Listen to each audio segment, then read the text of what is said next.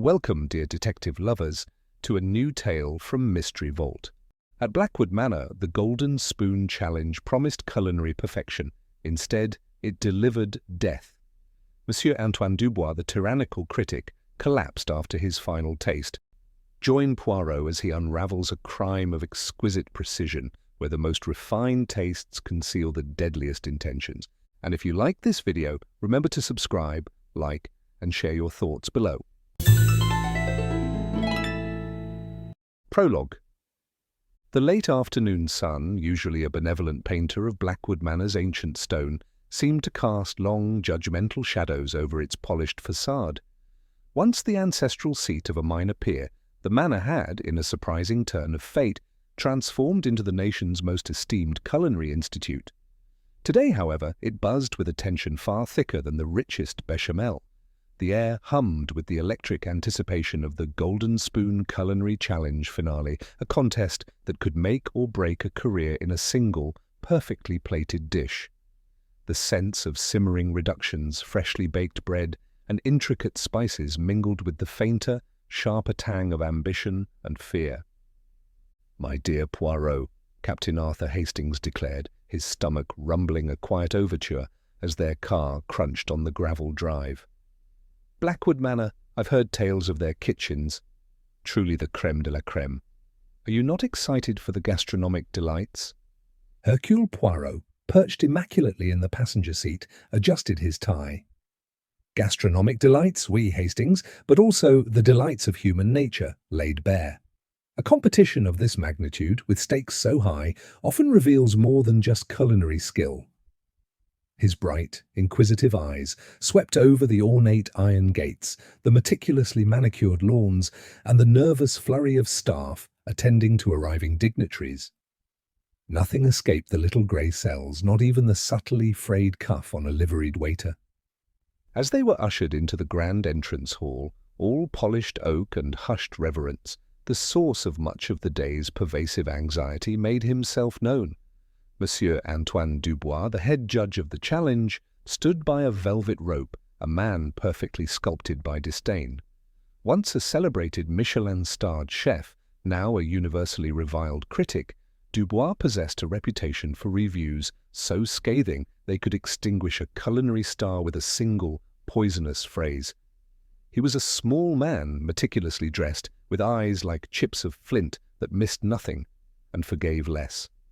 A thin, almost imperceptible sheen of perspiration on his forehead and a slight tremor in his hand as he adjusted his monocle were the only outward signs of a less than robust constitution, a fact whispered about among those who knew of his delicate heart, but one he himself chose to brazenly ignore. Even from a distance, Poirot could sense the aura of dread Dubois radiated. A young kitchen apprentice, dashing past a little too quickly, stumbled slightly, sending a faint clatter through the otherwise silent hall. Dubois' gaze snapped to him, cold and sharp. "Clumsy? Is this the standard we now accept, Master Leclerc?" He barked, not at the apprentice, but at Chef Benoit Leclerc, the dignified head of the institute, who stood nearby, his face carefully neutral.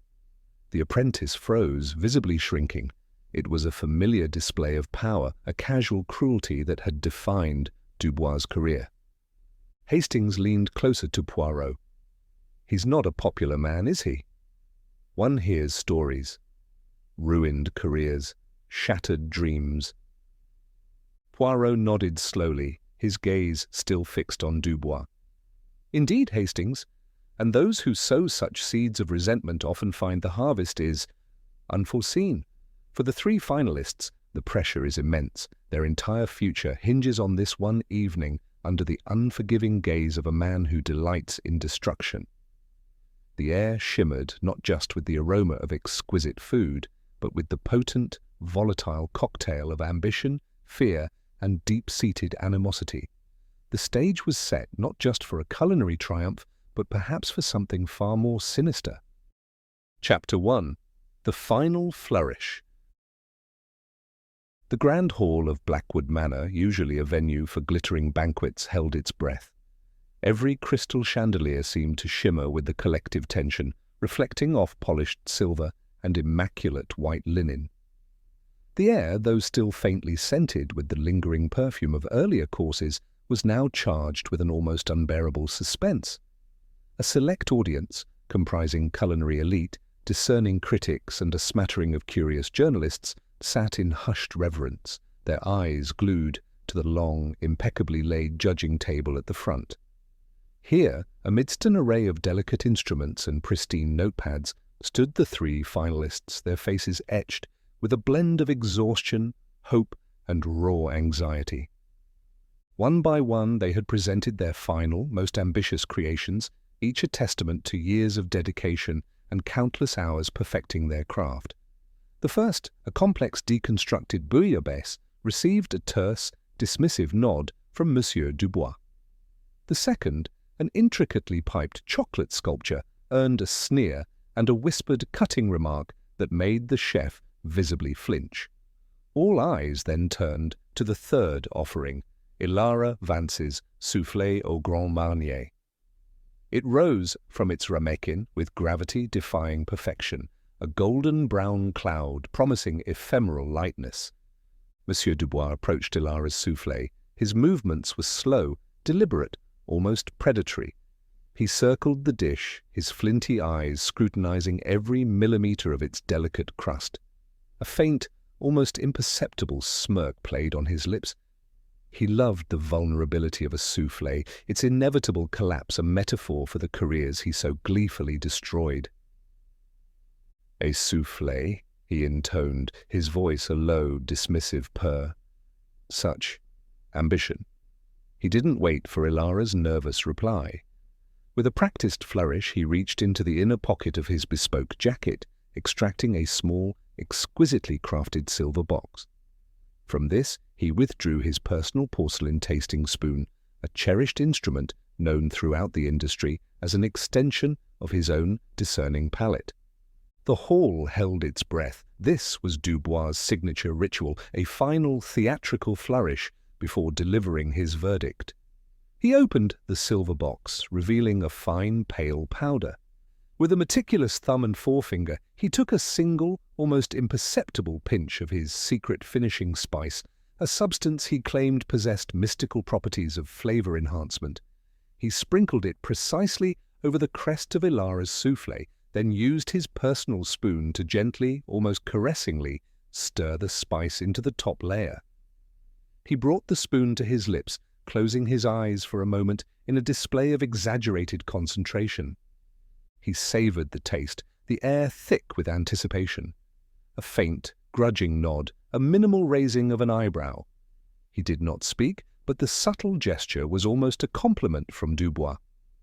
Just then, Gaspard Valois, the Institute's sommelier, emerged from the wings, moving with the quiet grace of a shadow. He approached Dubois' side, a half-filled bottle of Chateau d'Ombre 1930 in hand. With elegant precision, he poured a measure of the deep ruby liquid into Dubois' crystal wine glass. Dubois, still contemplating the lingering taste of the soufflé, reached for the glass. He brought it to his nose, a slight frown touching his brow as he inhaled its bouquet. He murmured, his voice a little rougher than before. "A rather assertive vintage, Monsieur Valois. A bold choice indeed for such a delicate creation." He took a first sip, rolling the wine on his tongue, his eyes still closed in critical appraisal. He swallowed, then took a second larger sip, swirling it in the glass before bringing it back to his lips for a third. It was then, as the last drops of the wine passed his lips, that the change began. A sudden, violent tremor racked his slender frame. His eyes, previously narrowed in professional contemplation, snapped open wide and glazed with shock. His hand instinctively flew to his chest, clutching at the exquisite silk of his waistcoat. A sharp, desperate gasp tore from his throat, followed by a choked gurgle. The crystal glass, still half full, slipped from his weakening grip, shattering on the polished floor with a sharp, sickening crash that echoed through the stunned silence. Monsieur Dubois' eyes rolled back in his head, his body stiffening momentarily before slumping dramatically, his head striking the edge of the judging table with a dull thud. For a beat, the hall remained frozen in disbelief. Then chaos erupted. A woman shrieked, chairs scraped back, voices rose in a cacophony of alarm. People rushed forward, some shouting for a doctor, others simply staring in horror. "Poirot, mon Dieu!" Hastings cried, already halfway out of his seat, his face pale with shock. He's had a heart attack." But Hercule Poirot remained in his seat, unnervingly still. His gaze, however, darted, missing nothing. He registered the precise, almost theatrical collapse, the specific timing, the spilled crimson wine spreading like a morbid stain on the pristine linen, the shattered glass, and the small silver spice box still sitting innocently on the table. He observed the faces around him, the raw fear on Ilara Vance's face, the controlled shock of Julien Moreau, the flicker of something almost like grim satisfaction in the eyes of Madame Dubois, and the perfectly composed, almost detached professionalism of Chef Benoit Leclerc, who was already barking orders to clear the room. Poirot knew, with a certainty that transcended mere observation, that this was no mere tragedy. Chapter 2. A Death in the Dining Hall. The immediate aftermath of Monsieur Dubois' collapse was a maelstrom of terrified whispers and frantic movement. Guests scrambled back from the judging table, overturning chairs and sending cutlery clattering. A young woman, perhaps a medical student among the attendees, knelt beside Dubois, fumbling for a pulse, her face pale. Chef Benoit Leclerc, ever the pragmatist, was already barking orders for calm, his voice strained but authoritative. "Give him air! Someone call for the estate doctor immediately!" Within minutes, a portly man with a harried expression, the Institute's resident physician, Dr. Pike, pushed through the crowd. He knelt, his movements swift and practiced, but after a brief examination, his face hardened. He shook his head grimly. "He's gone," Dr. Pike announced, his voice carrying clearly in the suddenly hushed hall. Massive coronary event. Given Monsieur Dubois' history of angina and his demanding schedule, it's deeply unfortunate, but not entirely unexpected. He pulled a crisp white sheet, magically produced by a solemn-faced butler, over the late critic's face. Hastings, who had rushed forward, paused, his shoulders slumping. "Oh, Poirot," he breathed, turning back to his friend, his voice heavy with sorrow. "Poor old chap. A heart attack. Just as the doctor said. All that stress, you know?" He wrung his hands, a mixture of genuine sadness and the mild relief that usually accompanies the natural end of a thoroughly unpleasant man. Poirot, however, remained where he stood, his gaze fixed on the scene. He noted the precise way Dubois' hand had fallen, still slightly curled, as if clutching at something. He saw the shimmering puddle of wine near the shattered glass, and the small, silver spice box sitting innocently on the linen, a silent witness. The doctor's pronouncement sounded perfectly reasonable, logical even, but Poirot's little grey cells hummed with disquiet. The timing was too perfect, the collapse too theatrical, the shift from critic to corpse too absolute. "Heart attack, you say, Hastings?" Poirot murmured, almost to himself. "Perhaps. But for Hercule Poirot, mere plausibility is not enough. The truth, my friend, is a more exact science."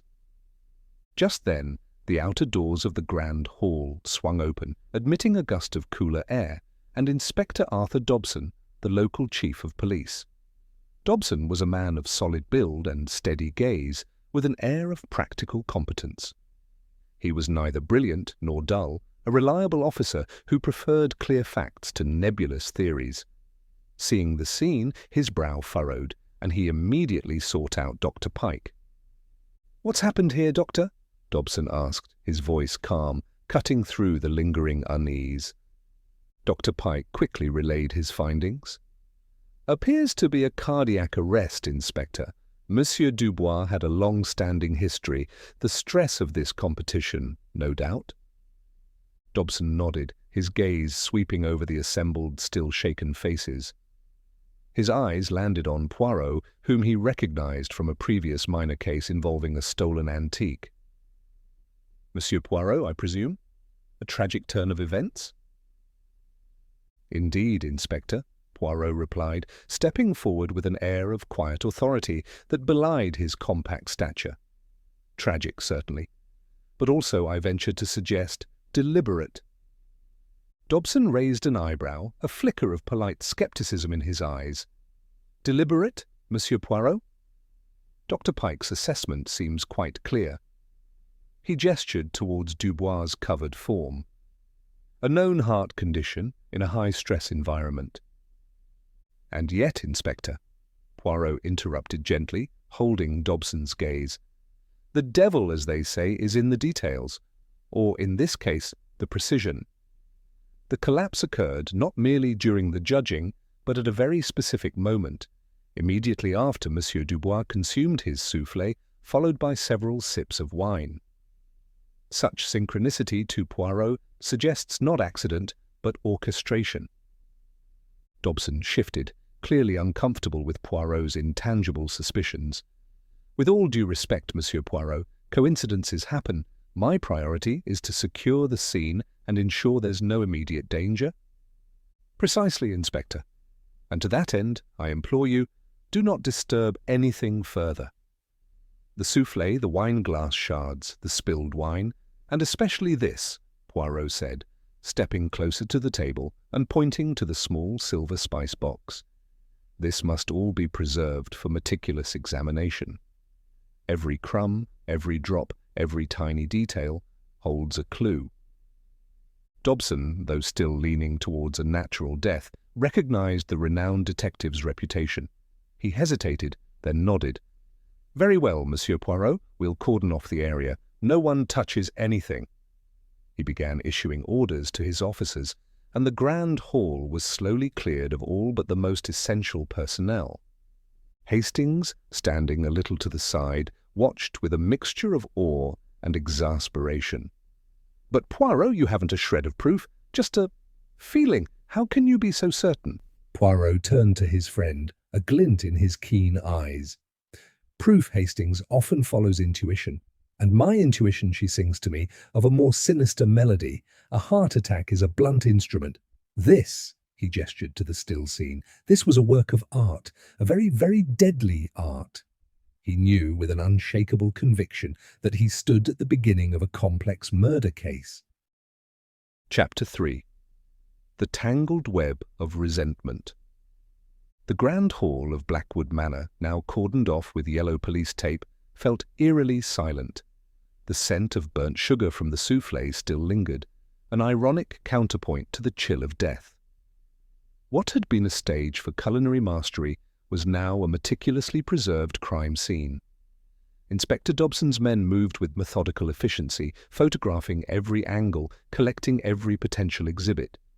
Poirot watched, a silent, unblinking sentinel, occasionally offering a quiet suggestion to Dobson, who, though still privately skeptical, was nonetheless swayed by Poirot's renowned reputation. "He's certainly thorough, isn't he, Poirot?" Hastings observed, shivering slightly despite the warmth of the hall. "Though I still don't quite see it. A heart attack, in a man with a bad heart, under intense pressure. It seems so straightforward."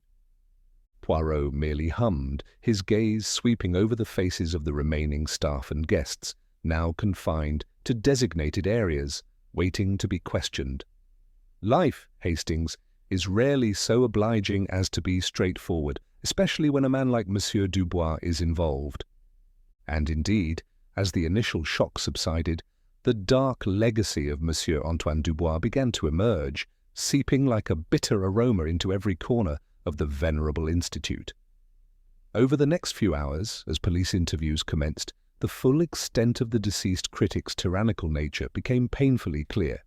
A young kitchen assistant, barely out of culinary school, trembled visibly as he recounted a public dressing down Dubois had inflicted just the day before. "He said my garnish looked like a pig's breakfast, Monsieur Poirot," the boy whispered to Hastings, who was taking notes at Poirot's side. "In front of everyone. I thought I'd never pick up a knife again." A seasoned sous chef, his face a mask of practiced indifference, scoffed.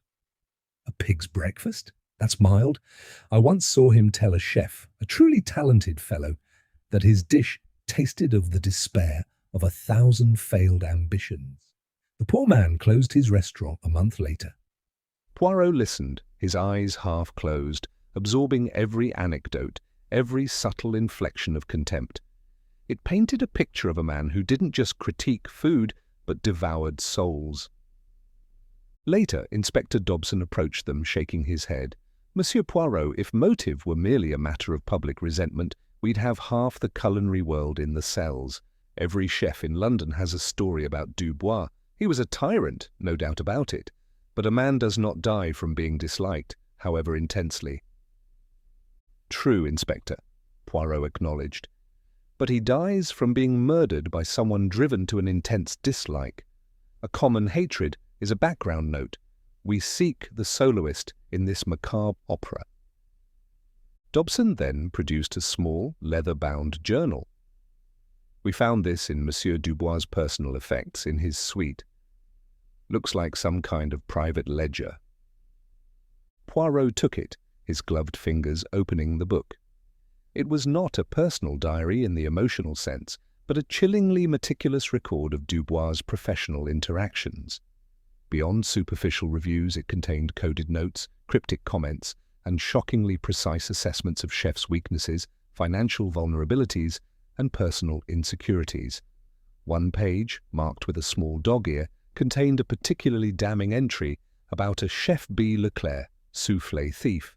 Reputation, fragile, must break. Mon Dieu, Hastings muttered, peering over Poirot's shoulder. He kept notes on everyone. It's like a hit list of careers.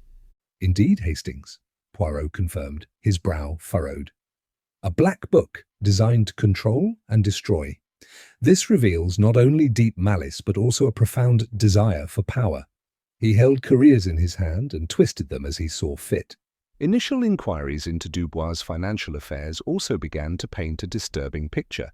He was not merely a critic. He had, through various shrewd and often ethically dubious investments, gained significant financial sway over several promising culinary startups, and even held stakes in some of the smaller competitions.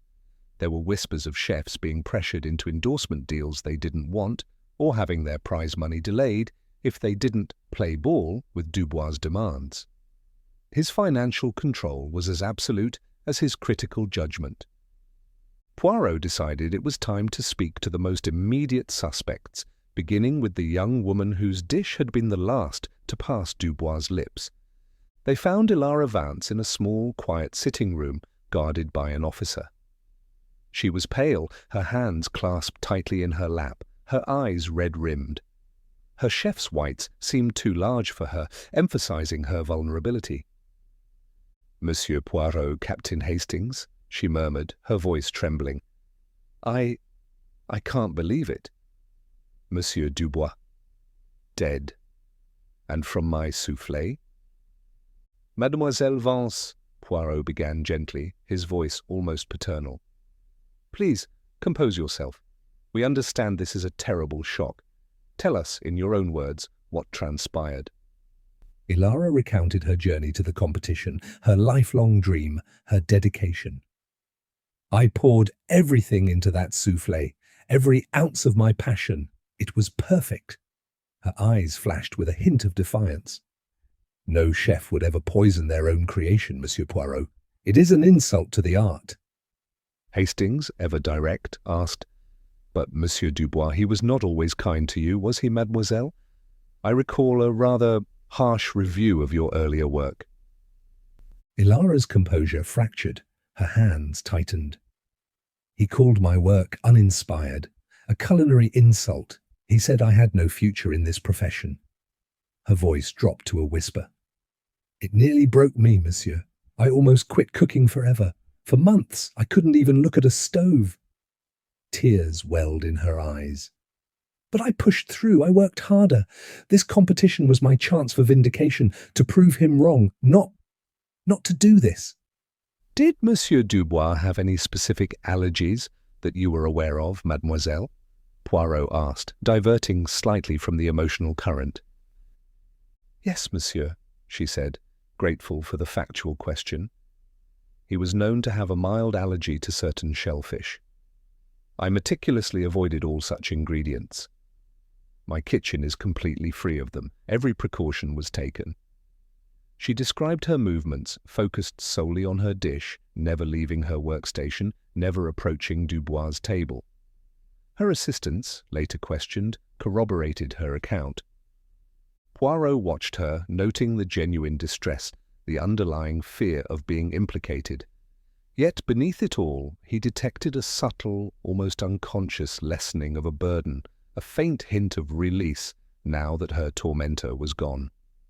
For Poirot, the allergy red herring was too neat, too easily explained. A simple, accidental death by misadventure. But the little grey cells rejected simplicity where complexity thrived. Chapter 4. The Taste of Vengeance, Julian Moreau.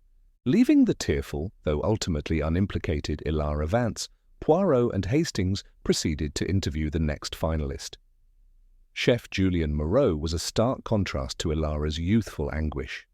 He sat in the allocated interview room with an unnerving composure, his silver hair impeccably neat, his hands clasped calmly on the table.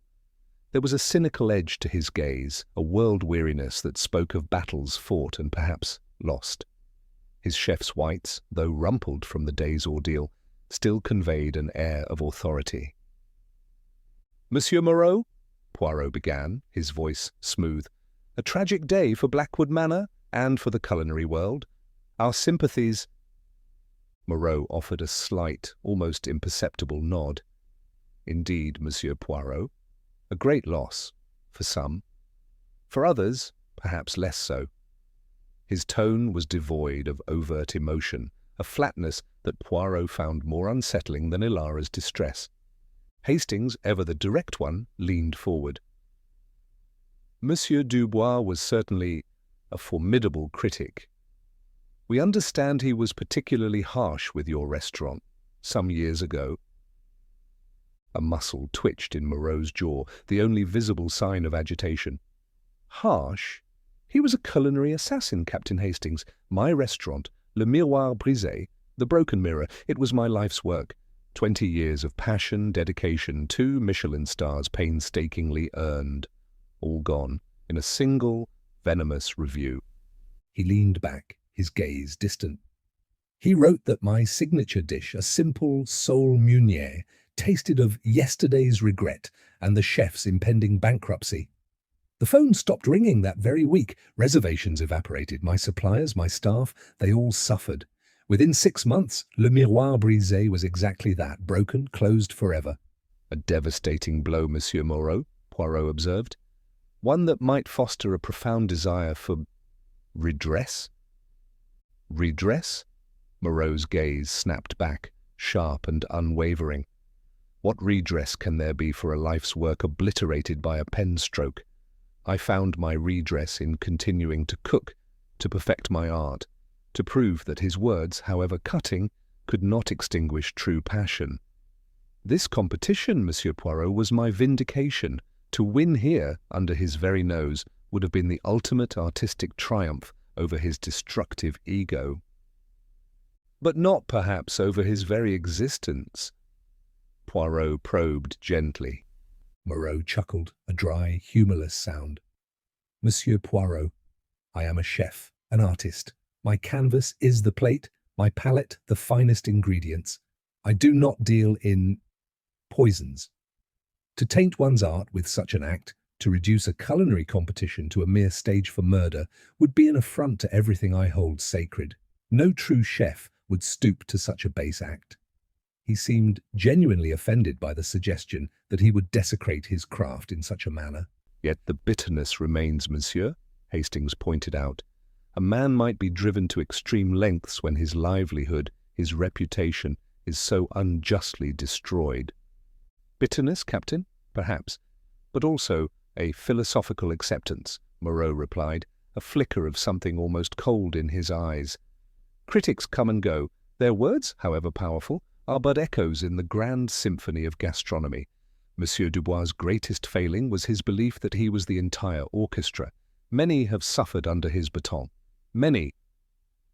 He allowed the implication to hang in the air, a subtle deflection of suspicion towards the multitude of Dubois' other victims. Poirot watched him closely. He noted the precise, almost clinical way Moreau spoke, the controlled gestures of his hands. There was no outward display of sorrow, no genuine shock, just a weary resignation. It suggested a man who had long ago processed his anger and transformed it into a hard, cynical shell. "Your movements during the final judging, Monsieur Moreau?" Poirot inquired. "You were at your workstation throughout?" "Precisely," Moreau confirmed. "I was meticulously overseeing the plating of my own dish, ensuring every element was perfect. My assistant Jean-Luc can confirm this. My focus was entirely on my own creation, as it should be." His assistant, a nervous young man named Jean-Luc, was brought in and indeed corroborated Moreau's account. Jean-Luc testified that Moreau had not left his immediate vicinity, nor had he approached the judging table or Dubois' section at any point. "Did you notice anything unusual about Monsieur Dubois during his tasting of Mademoiselle Vance's soufflé?" Poirot asked Moreau. Moreau paused, his brow furrowing slightly. Only his usual theatrics, the elaborate ritual with his spice box, the way he savoured the wine. He was, as always, playing to the gallery. But no, nothing that suggested anything other than his typical, self-important routine. Then he simply fell. He looked at Poirot, his expression unreadable. "You suspect foul play, Monsieur Poirot. Why?" Poirot offered a small, enigmatic smile. "Let us say, Monsieur Moreau, that sometimes the most natural events are merely the most artful illusions. A chef of your caliber, I believe, would appreciate the artistry in such a deception." Moreau's eyes held Poirot's for a moment, a flicker of something unreadable passing between them. Recognition of a fellow master of his craft, perhaps, or a subtle warning. He merely nodded, a wry twist to his lips. "Artistry, indeed, Monsieur Poirot. One must always appreciate artistry, even in death." As they left Moreau, Hastings sighed. "He seems too calm, Poirot, too philosophical, almost as if he had accepted his revenge in some other way. And his alibi is solid. What do you make of it?" Poirot's gaze was distant, thoughtful. "He is a man who has perfected his self-control, Hastings. A chef of his precision would not leave crude traces. His passion is for his art, not for crude violence. Yet the seeds of vengeance once sown can lie dormant for a very long time, waiting for the perfect soil to bloom into something quite deadly." Chapter 5. A Bitter Union, Madame Celeste Dubois. The interview with Madame Celeste Dubois took place not in the sterile confines of Blackwood Manor, but in a small, elegant drawing-room within her late husband's personal suite. The suite, decorated with an austere opulence that spoke more of Dubois' exacting tastes than any shared comfort, seemed to hum with his lingering presence. Madame Dubois, a woman whose beauty had clearly once been striking, but was now softened by years and shadowed by grief, sat on a plush sofa. She wore a simple black dress, and a delicate lace handkerchief was clutched in her hand, occasionally dabbing at eyes that were red-rimmed, but notably dry. "Thank you for seeing us, Madame Dubois," Poirot began, his voice sympathetic, yet his eyes missing nothing. The slight tension in her shoulders, the way her gaze flickered towards a closed door in the suite before settling on him. "This must be an unspeakable time for you." "It is, Monsieur Poirot," she replied, her voice soft, a little breathy, as if speaking required immense effort. "Antoine, he was my whole life, my rock." The sentiment, however, felt a shade too rehearsed, too perfectly composed for a woman who had just lost her rock. Hastings, ever direct, felt an immediate surge of pity for her. "We are very sorry for your loss, madame. Inspector Dobson tells us it was a heart attack, most likely, brought on by the stress of the competition. A pause. Then Madame Dubois nodded slowly. Yes, his heart had not been strong for some time. I warned him. I told him the pressure, the constant demands, it would take its toll. But Antoine, he was so dedicated to his work. He lived for it. A dedicated man, certainly, Poirot mused, picking up on the almost detached tone. And your marriage, madame? One of great devotion? Madame Dubois's fingers tightened on the handkerchief. Our marriage was enduring, Monsieur Poirot. We understood one another. Antoine was a man of great passion, great ambition. It meant he was not always present in the domestic sphere. But we were a unit, a very private unit.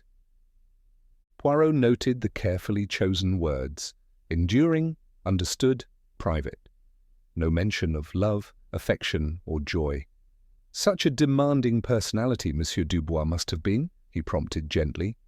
A sigh escaped her lips, a sound of profound weariness rather than sorrow. Antoine controlled everything, his work, his finances, my life, to a large extent. He believed a wife's role was to support her husband's genius, to provide a calm, orderly home.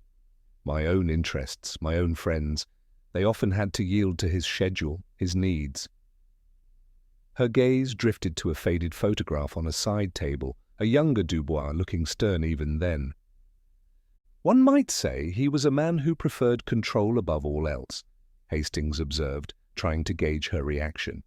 Above everything, she confirmed, a hint of steel entering her voice, quickly suppressed.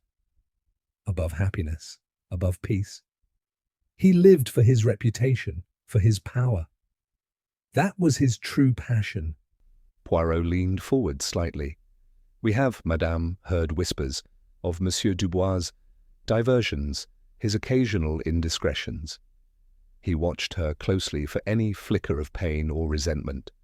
Celeste Dubois flinched, a genuine spasm crossing her face. Her carefully composed facade wavered. Antoine had appetites. He was a man of the world, Monsieur Poirot. His travels, his work, he met many admirers. Her voice grew colder. Some of those admirers were less discreet than others. There was one incident some years ago quite public. It caused me considerable humiliation. But one endures, Monsieur Poirot, for the sake of appearances, for the sake of what one has built together. The bitterness in her tone was now palpable, the memory clearly still raw. A profound humiliation, I imagine, Poirot said, allowing the silence to stretch. Enough, perhaps, to foster a desire for retribution? She shook her head, dabbling at her dry eyes with the handkerchief. Antoine was a difficult man, but he was my husband. I would never.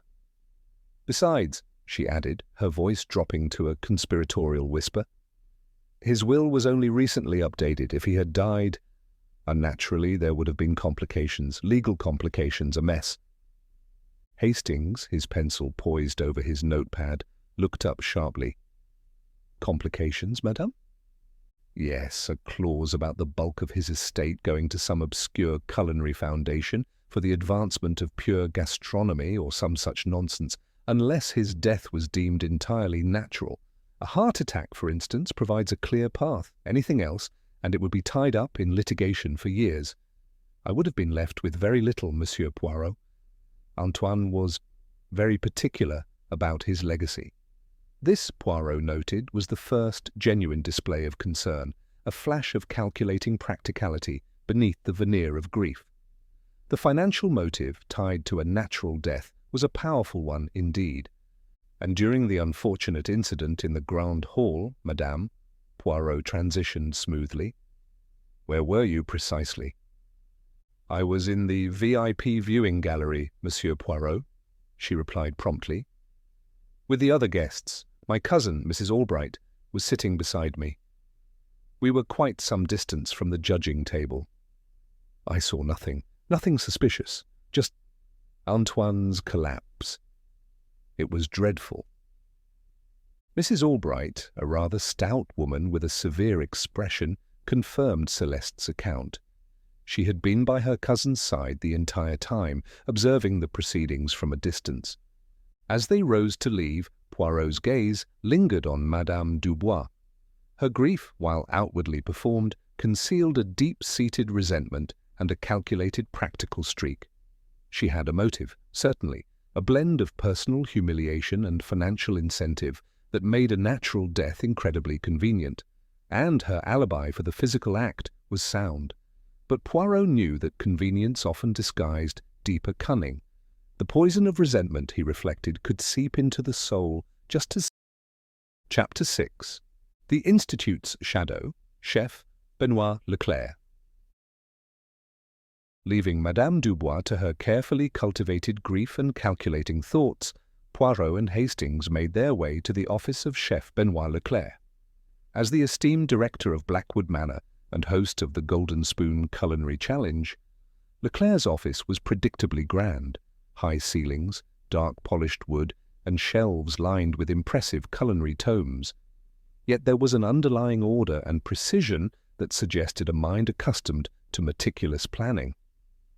Leclerc himself was a man of elegant bearing, his silver-streaked hair swept back, his chef's whites crisp and unblemished, despite the day's ordeal. He rose to greet them with a sombre, professional dignity. "Monsieur Poirot, Captain Hastings," he said, extending a hand. His grip was firm, his gaze direct, though a subtle tension beneath his composed exterior did not escape Poirot. "A truly terrible day for the Institute, such a tragedy for Monsieur Dubois." "Indeed, Chef Leclerc," Poirot replied, taking a seat opposite the director's large desk. "A tragedy that, as you know, I believe to be rather less natural than it appears." Leclerc's lips tightened almost imperceptibly. "I understand your reputation, Monsieur Poirot, and I respect your dedication. However, the medical assessment and Monsieur Dubois' known condition, it seems quite clear to many." He spoke with a quiet, insistent tone, almost as if trying to persuade himself as much as Poirot. "My primary concern now is the reputation of Blackwood. This incident, while tragic, must not cast an undue shadow upon the hard work of our finalists or the integrity of this competition." "The integrity of the competition is precisely what interests me, Chef Leclerc," Poirot countered smoothly. "As is the integrity of all involved, your relationship with Monsieur Dubois, for instance. It was, I gather, a long one." A shadow passed over Leclerc's face, quickly masked. "We were contemporaries, Monsieur Poirot. We began our careers around the same time. There was, as in any competitive field, a degree of professional rivalry, nothing more." Hastings, consulting his notes, chimed in. "We've heard whispers, Chef Leclerc, of a particular incident many years ago, something about a recipe." Leclerc sighed, a genuine, weary sound this time. He rubbed his temples. "Ah, yes, the gossip mill. It never stops turning. Very well.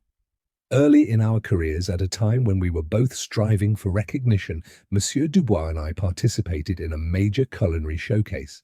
I presented a unique soufflé, a creation I had worked on for years, embodying a new technique. It was very well received by many critics." He paused, his gaze distant. "The following year, Dubois presented a soufflé that was, to my astonishment, virtually identical to mine. He claimed it as his own, a sudden stroke of genius. He even published it in a prominent culinary journal, taking full credit." "And the result of this duplication?" Poirot prompted softly. Leclerc's jaw tightened. "The result, Monsieur Poirot, was devastating. My burgeoning reputation as an innovator was shattered. I was accused of plagiarism, of stealing his idea. My early restaurant venture suffered immensely. For years I was fighting to clear my name, to regain the trust of my peers. It nearly broke me.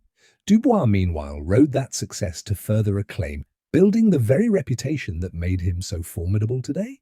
"So Monsieur Dubois didn't just steal your recipe," Hastings surmised, looking at the black book entry in his hand.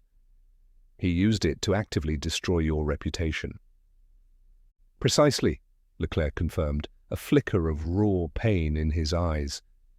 He didn't just take my dish, he took my future, my honor. He smeared my name with his ambition. I built this institute, brick by brick, dish by dish, to rebuild what he had so cruelly demolished.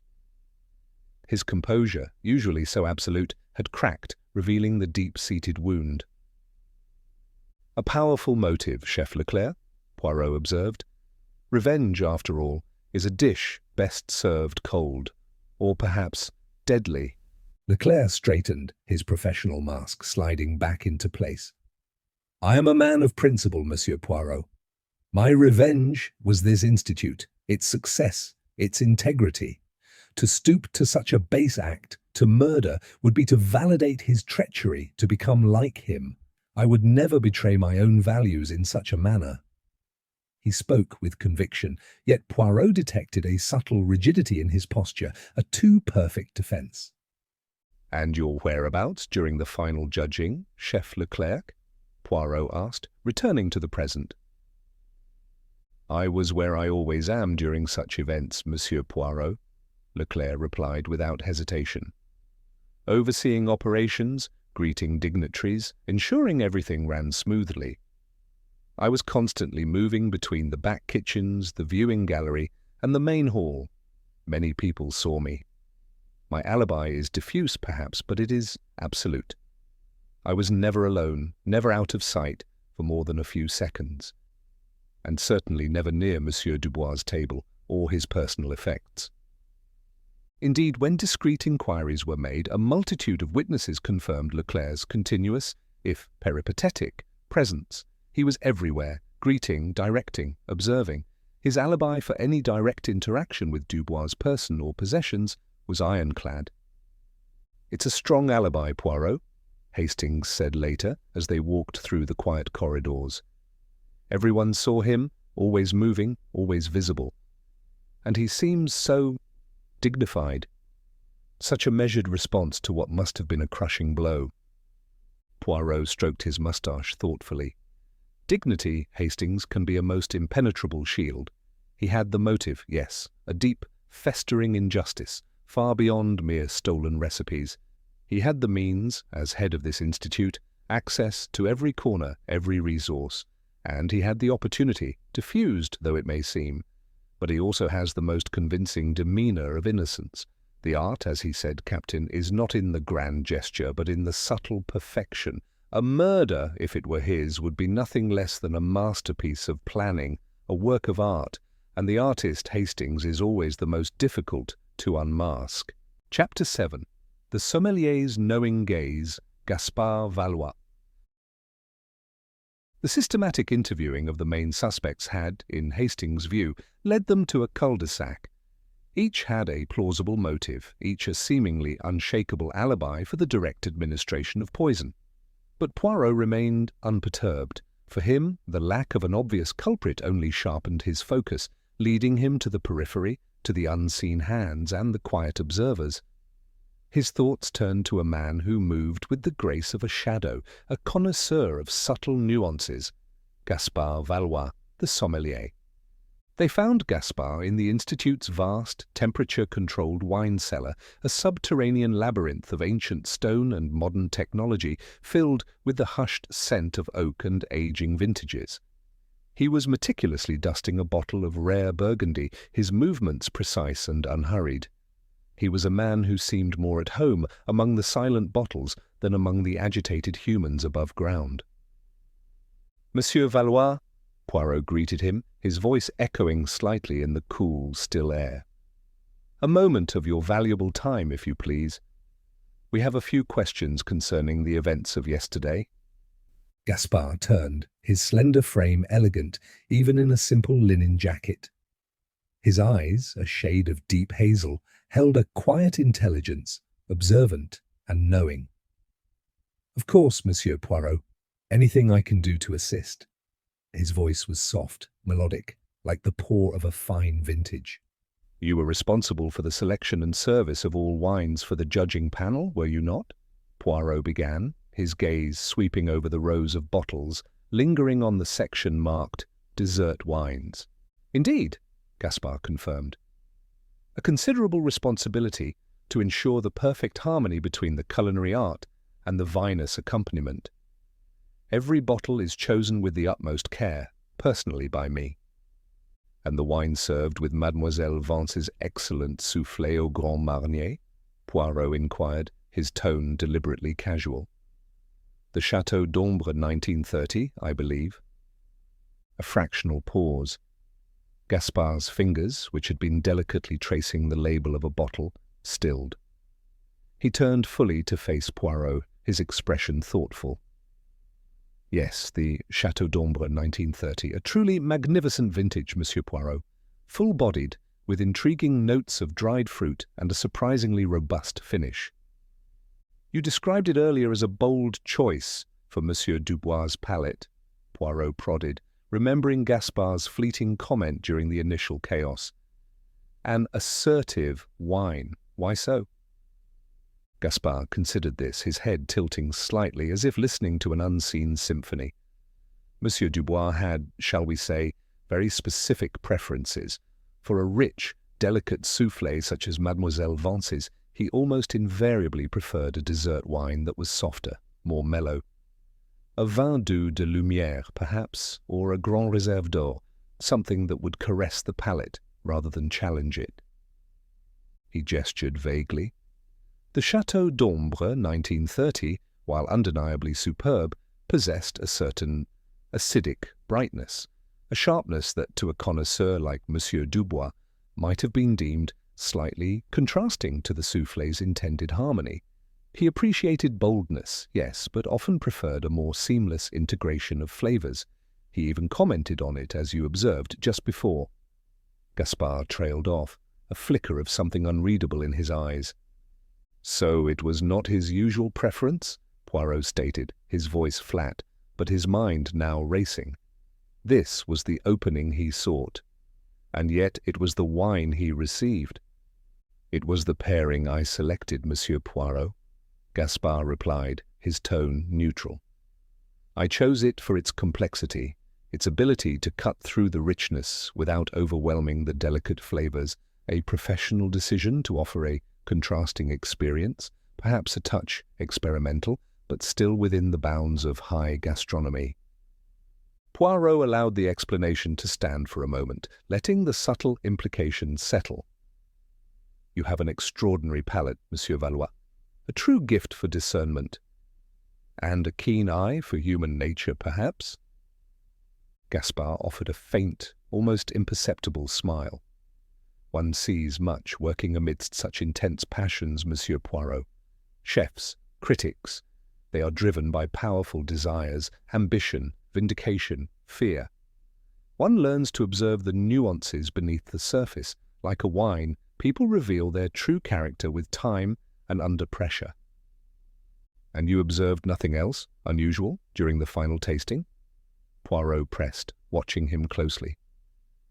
Any interaction? Any subtle deviation from routine? Gaspard paused, his gaze drifting towards a stack of empty wine crates. Only the usual intensity. Monsieur Dubois, in his element, holding court, the chefs, consumed by their creations, and the little silver box, of course, always the little silver box. He shrugged, a gesture of almost philosophical resignation. A man of habit, Monsieur Dubois, predictable in his rituals. Predictable indeed, Poirot murmured. A dangerous trait sometimes. Did you ever observe anyone else, other than Monsieur Dubois himself, handle that particular silver spice box? Or his personal tasting spoon? Gaspard's brow furrowed slightly. No, Monsieur Poirot, never. That box, that spoon, they were sacrosanct. Monsieur Dubois was famously possessive of his personal culinary tools. No one, absolutely no one, was permitted to touch them. He carried the box himself. The spoon, too, was his own, used only by him. This confirmed what Poirot had suspected. The poison could not have been applied directly to the spoon or box by an external hand.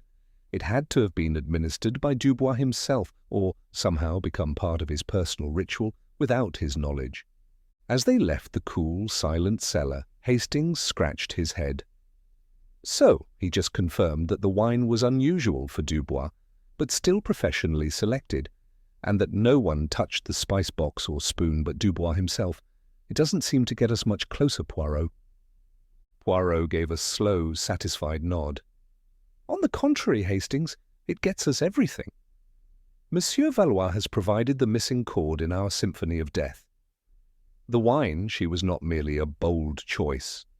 She was chosen with a most precise intention, and the fact that only Monsieur Dubois handled his spice box, that, my friend, tells us everything about the method of the murder. The killer did not need to touch him or his effects. The killer used Monsieur Dubois himself, his own habits, as the instrument of his demise. It is most elegant, Chapter 8. The initial wine analysis and Poirot's doubts. As they emerged from the hushed coolness of the wine cellar, leaving Gaspard Valois to his silent realm of vintages, Hastings shook his head, a puzzled frown on his face. Honestly, Poirot, I still don't quite follow. Monsieur Valois confirmed the wine was a bold choice, yes, but he also explained it as a professional decision. It seemed rather inconclusive. Poirot, however, radiated a quiet satisfaction. He paused by a sun-drenched archway, allowing a shaft of golden light to fall across his impeccably neat figure. Inconclusive for the blunt instrument, Hastings, but for the discerning eye, for the little grey cells, it is the very essence of conclusion. He beamed, tapping a manicured finger to his temple. Think, my friend, what did Monsieur Valois say? That Monsieur Dubois invariably preferred a softer, sweeter wine with such a souffle, that this Chateau d'Ombre 1930 was assertive, acidic, contrasting. Dubois himself commented on it, did he not? A deviation from his précis habits. And then, poof, the collapse, immediately after several sips of this very wine. Hastings's brow furrowed. So you think the wine was poisoned? Not necessarily poisoned in the crude sense of the word, Hastings, Poirot clarified, his voice dropping to a conspiratorial whisper. That would be too obvious, too simple. The inspector would surely test for that. No, this, I feel, is something far more cunning, something that requires a deeper understanding of chemistry and of Monsieur Dubois himself. He began to pace slowly, his mind already spinning intricate webs of deduction. The timing, Hastings, always the timing. The spice first, then the wine. A sequence. An equation, perhaps, where one element is harmless on its own, but when combined with another, voila, a deadly reaction. He stopped, turning abruptly to face Hastings. We must have that wine analyzed, Hastings. Not merely for conventional poisons, but for any unusual chemical properties, any subtle components that might not be immediately obvious. We need to know precisely what makes that particular vintage assertive beyond mere flavor. They found Dobson in a makeshift incident room, poring over initial reports. He looked up, a weary expression on his face. Monsieur Poirot, good. We've finished securing the main hall. Dr. Pike is quite confident. It really does look like a straightforward cardiac event. Inspector, Poirot interjected, his voice firm, leaving no room for argument. I insist that you submit the remainder of the Chateau d'Ombre 1930 from Monsieur Dubois' glass, and indeed any other bottles of that vintage that were prepared for the judges for immediate and rigorous chemical analysis. Dobson frowned. We've already sent samples. They'll test for common toxins. Are you suggesting something exotic? I suggest, Inspector, that a man with Monsieur Dubois' fastidious habits and precise rituals, who collapses immediately after consuming a particular wine that is, according to his sommelier, unusual for his palate, warrants a closer look at that wine. The devil, as you know, hides in the nuances. Poirot allowed his reputation to do most of the talking. He knew that pushing too hard, too fast, would only provoke resistance. Reluctantly, Dobson agreed. Very well, Monsieur Poirot, I'll instruct the lab to do a comprehensive analysis on the wine, but I warn you, unless they find a smoking gun, we'll be closing this as a natural death soon enough. Days passed, filled with the laborious collection of background information, re-interviewing witnesses, and the general tedium of police work that Hastings found utterly draining. Poirot, however, remained quietly expectant, often found in a secluded corner, deep in thought, or making minute observations of the manor's staff and the remaining guests. Finally, the report from the police laboratory arrived. Dobson himself brought it to Poirot, his expression a mix of bewilderment and triumph. "There, Monsieur Poirot," he announced, tapping the report. "Your unusual wine, they found it. Says here, traces of a unique compound naturally occurring in certain grape varieties, particularly from this region. And the most important part," Dobson emphasized, pointing a finger, "deemed harmless to human health on its own. There. Harmless, Monsieur Poirot, just as I suspected. A natural component of the wine, nothing more. A heart attack it is, then." He folded the report with an air of finality. Hastings, peering over Poirot's shoulder, looked crestfallen. "Oh dear, so it was nothing after all, just a fancy grape chemical?" But Poirot's eyes, far from showing disappointment, glowed with a sudden, fierce intensity. He took the report, scanning its contents with rapid precision. "Harmless on its own," he murmured, a slow, knowing smile spreading across his face. "Ah, Inspector, this is not nothing. On the contrary, this is everything." Dobson stared, perplexed. "Everything, Monsieur Poirot? It clearly states harmless." "Precisely," Poirot exclaimed, tapping the page with an emphatic finger. "If it is harmless, Inspector, then why is it there, at a grand culinary event, where every ingredient, every element, is meticulously chosen for its purpose? What is the purpose of a harmless ingredient, uniquely present in this particular wine, if not to serve some other function?" His gaze sharpened. "This unusual compound exists. It is present in the wine Monsieur Dubois consumed, and yet it is harmless. To Poirot, that spells deliberate intent.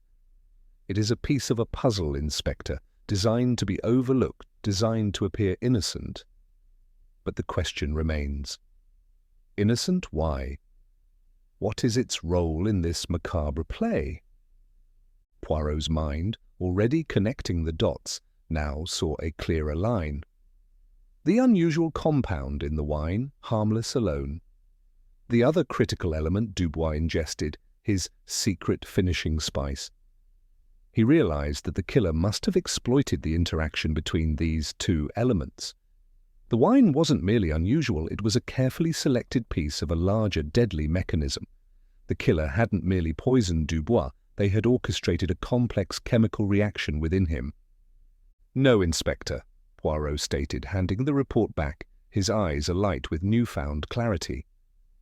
"This discovery strengthens my suspicion tenfold. It tells me that the killer is not a brute, but an artist, a scientist, and now we must examine the other half of this equation, the spice mix. It is time, Hastings, to consult with a friend who understands the secrets of compounds and of human physiology in a way we do not. It is time for Professor Aris. This case, Hastings, is about to become most interesting." Chapter 9. The Deadly Synergy. The bustling, slightly antiseptic scent of Professor Aris's private laboratory at the Royal Chemical Institute was a stark contrast to the opulent, spice-laden air of Blackwood Manor. Flasks bubbled, centrifuges whirred, and the quiet hum of sophisticated machinery filled the space. Professor Elias Aris was a man whose brilliance was matched only by his dishevelled appearance. His white lab coat was perpetually stained, his hair a wild halo, and his spectacles constantly perched precariously on the end of his nose. He was a long-standing friend of Poirot, a genius in forensic chemistry and toxicology, often consulted on the most perplexing cases. "Ah, Hercule, my dear friend," Professor Aris exclaimed, looking up from a complex chromatography machine, a delighted grin splitting his beard-stubbled face. "And Captain Hastings, to what unusual conundrum do I owe this distinct pleasure? Another case of the impossible theft, perhaps, or a missing masterpiece?" "Rather more final than that, mon ami," Poirot replied, setting the small, meticulously sealed bag containing a sample of Monsieur Dubois' secret finishing spice onto a clean workbench. Beside it, he placed the police lab report detailing the unusual compound in the Château d'Ombre 1930. This time it is a matter of murder, a murder most elegantly concealed. Professor Aris picked up the spice sample, tilting it against the light. A fine powder, exotic certainly. What is the story, Hercule? Poirot recounted the events at Blackwood Manor, Dubois' dramatic collapse, the medical pronouncement of a heart attack, the specific timing after the spice and wine. He explained Gaspard Valois' observation about the unusual wine choice and the subsequent police lab report. Professor Aris scanned the wine report, his brow furrowing slightly. An interesting compound, certainly. Naturally occurring, yes, but at that concentration. Unusual for a table wine of that vintage, harmless on its own, as they say. A curious analytical finding, but not by itself, indicative of foul play, as the police concluded. Precisely, mon ami, Poirot affirmed. Which is why I bring you the other half of the equation, Monsieur Dubois' personal secret finishing spice. He adds it to every dish he judges. It was the only other thing he ingested immediately before taking the wine. Professor Aris's eyes gleamed with scientific curiosity.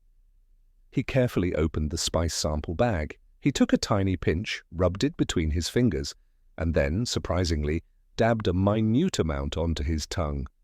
Hastings gasped. "Professor, is that wise?" Aris merely waved a dismissive hand.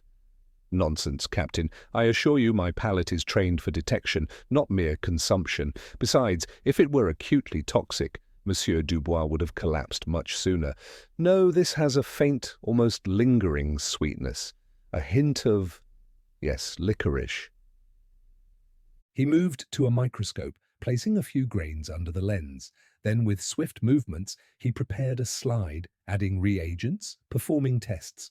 The lab filled with the quiet sounds of meticulous chemical analysis. Hastings watched, fascinated by the precise, almost ritualistic movements of the scientist. Long minutes passed. Finally, Professor Aris straightened up, pushing his spectacles higher on his nose. A thoughtful frown creased his brow. "Most intriguing, Hercule," he announced. "Your spice mix contains, as I suspected, a proportion of genuine, high-quality powdered licorice, not uncommon in certain gourmet blends, though Dubois' blend certainly leaned heavily into its unique flavor profile. And that is where things become less common." He pointed to a graph on a screen. "Beyond the natural licorice, my analysis shows traces of an additional, highly concentrated ingredient. It is present in minute, almost crystalline forms, quite dispersed within the powder. Its primary chemical property is to significantly enhance the bioavailability and rapid absorption of glycyrrhizin, the active compound in licorice." Hastings blinked. "Enhance the... what now?" "It means, Captain," Poirot translated patiently, "that this spice mix does not merely contain licorice, it contains something that makes the licorice act far more potently, far more quickly than it normally would." "Precisely," Aris confirmed. "On its own, even this enhanced licorice might cause discomfort, a temporary spike in blood pressure perhaps, but for a healthy individual, it would hardly be fatal. However," Aris paused, picking up the wine report again, his eyes darting between the two analyses. "To combine this with the unusual compound from the Château d'Ombre 1930 is truly odd, as you put it. A most curious pairing." He leaned back, his wild hair seeming to stand on end with intellectual excitement. "This specific compound in the wine, harmless on its own as the police lab correctly found, is a powerful enzymatic catalyst. When introduced to the system, it would react violently with the glycyrrhizin, particularly its enhanced form from your spice. It would trigger an instantaneous and catastrophic acceleration of the licorice's effects, a massive, sudden surge in blood pressure, an acute hypertensive crisis." Poirot's eyes gleamed. "So the spice delivers one component, the wine provides the catalyst, a two-part mechanism, each harmless alone, but deadly in combination, a symphony of death played in the stomach of Monsieur Dubois." "Exactly," Aris exclaimed, delighted. "It is a very rare interaction, almost theoretical in its precision. Such a combination, taken together, would be devastating for someone with a compromised cardiovascular system. A weak heart, for instance, it would be utterly fatal. A heart attack brought on not by stress, but by a meticulously engineered chemical reaction. Poirot's expression became grave. A heart attack, the perfect camouflage. He turned to Hastings. Hastings, we must confirm. Inspector Dobson's initial report mentioned Monsieur Dubois' history, but we need details, a medical history, specifically any pre-existing conditions related to the heart and high blood pressure. "I'll call him straight away," Hastings declared, a new urgency in his movements.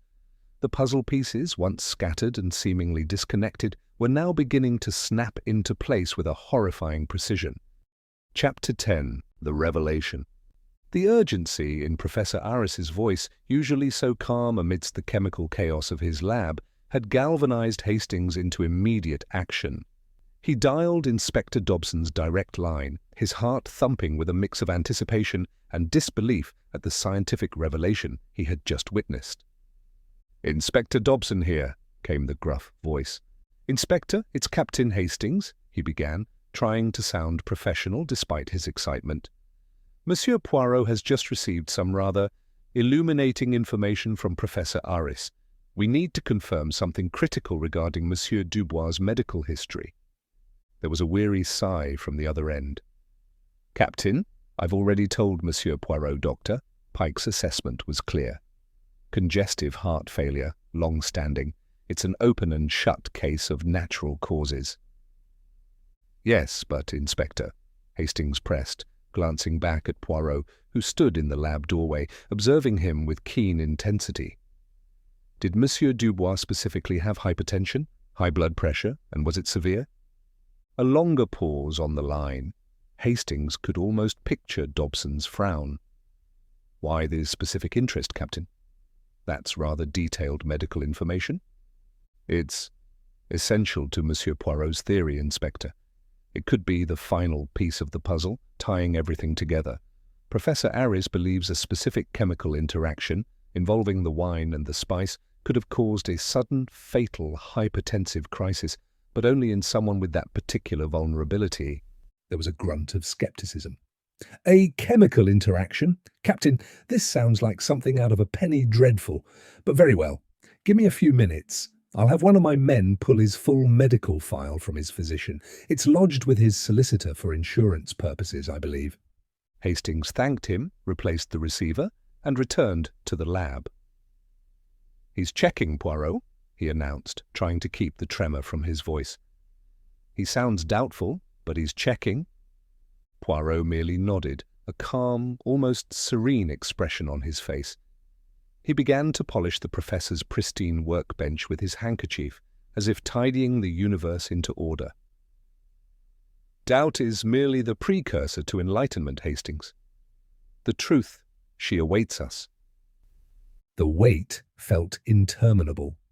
Hastings paced the length of the lab, occasionally peering at the complex diagrams Professor Aris had sketched out, trying to reconcile the elegant scientific explanation with the brutal reality of Dubois' death. The idea that common substances could conspire to murder, triggered by something as seemingly innocuous as a wine pairing, was both terrifying and utterly fascinating. Finally, the phone buzzed. It was Inspector Dobson. "You were right, Captain," Dobson's voice came through, a new tone of reluctant awe replacing his earlier skepticism. "I've got the file here. Monsieur Dubois' physician confirms it explicitly. Not just a weak heart, but severe, chronic hypertension, high blood pressure for years. He was on medication, apparently, but his doctor notes it was always difficult to manage, prone to sudden spikes." A profound silence descended upon the laboratory. Hastings slowly lowered the phone, his eyes wide with a dawning, terrible understanding. He looked at Poirot, who had ceased polishing and stood perfectly still, his eyes shining with a quiet triumph. "Poirot," Hastings whispered, the enormity of it sinking in. He had it. Severe hypertension, chronic. A slow, satisfied smile spread across Poirot's face, a rare sight that bespoke the absolute conviction of his little grey cells. "Ah, magnifique, Hastings, magnifique!" He clapped his hands together once, softly. "The final piece! She is in place! The puzzle! She is complete!" But how could anyone know such a thing? Hastings stammered, grappling with the sheer audacity and precision of the crime. Only his doctor, surely. "Only those close to him, Hastings. Or those who made it their business to know," Poirot corrected. "A man as influential and demanding as Monsieur Dubois would leave traces, even in his vulnerabilities. Perhaps a prescription, a discreet medical consultation, a comment overheard, a file surreptitiously accessed. For a killer of such meticulous design, such a critical detail would not be left to chance. He would have known of Monsieur Dubois' hypertension, and he would have exploited it with the precision of a master chef preparing a delicate dish." Poirot began to pace again, but this time with a new energy, his steps quick and purposeful. "Consider, Hastings. The licorice, enhanced to act swiftly and powerfully on blood pressure. The specific compound in the wine acting as an instantaneous catalyst, turning a potentially dangerous situation into a fatal one. And the victim, a man whose heart was already a ticking bomb, just waiting for the right trigger. It is not merely poison, it is a perfectly orchestrated physiological assault disguised as a natural, tragic end. A heart attack indeed, but one engineered with diabolical brilliance." "So the killer knew exactly what they were doing," Hastings murmured, a shiver running down his spine. "They knew the specific chemical properties, and they knew Dubois' medical condition. It wasn't random. It was targeted." "Exactly, Hastings," Poirot exclaimed, his eyes alight with a detective's fierce joy. "The murder weapon was not a blunt object, but the very chemistry of life itself turned against its host. This requires not merely malice, but scientific knowledge, access to obscure ingredients, and a profound understanding of Dubois' personal habits. We are looking for someone with both the means and the motive, certainly, but also the intellect to devise such an intricate, seemingly untraceable crime." Poirot's gaze drifted, no longer focused on the lab, but looking inward at the intricate pathways of his own deductions. The suspects flashed through his mind: Ilara, Julien, Madame Dubois, Benoit Leclerc. The list was now significantly narrowed not by elimination, but by the sheer intellectual requirement of the crime. Only one of them possessed the deep-seated motive, the opportunity, and, most importantly, the specific expertise and access necessary to concoct such a diabolical culinary death. The identity of Dubois' murderer was now, for Hercule Poirot, a matter of logical certainty. The chase for proof, the physical evidence to convince Inspector Dobson, now began in earnest. Chapter 11. Poirot's inexorable logic. The quiet click of the telephone as Hastings replaced the receiver seemed to echo through Professor Arris's laboratory, marking the definitive end of doubt. Monsieur Dubois had not merely collapsed, he had been subjected to a meticulously orchestrated physiological assault. The truth, now stripped bare of medical euphemisms, was stark and chilling. "Severe hypertension, Poirot," Hastings repeated, his voice still a little hoarse with the revelation. "Chronic. He was on medication. It was known, but apparently very difficult to manage."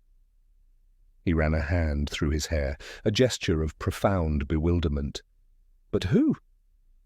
Who would know such a thing, and possess the knowledge, the sheer nerve to exploit it in such an infernal way?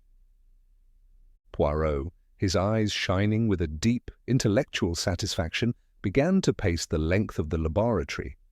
His steps were no longer those of a man merely collecting facts, but of an artist arranging the final pieces of a magnificent mosaic. "That, Hastings, is precisely the question that now defines our quarry," Poirot announced, his voice vibrant with conviction. "We are no longer seeking a crude assailant with a blunt instrument or a simple poison. We are hunting a mind of profound cunning, a soul capable of transforming the very essence of gastronomy into a weapon." He stopped beside a complex piece of laboratory equipment, almost caressing its polished surface. "Consider the requirements, Hastings, the précis conditions for such a crime. First, The knowledge not merely of poisons, but of subtle chemical interactions, of rare compounds like our licorice enhancer, and of the catalytic properties inherent in specific wines.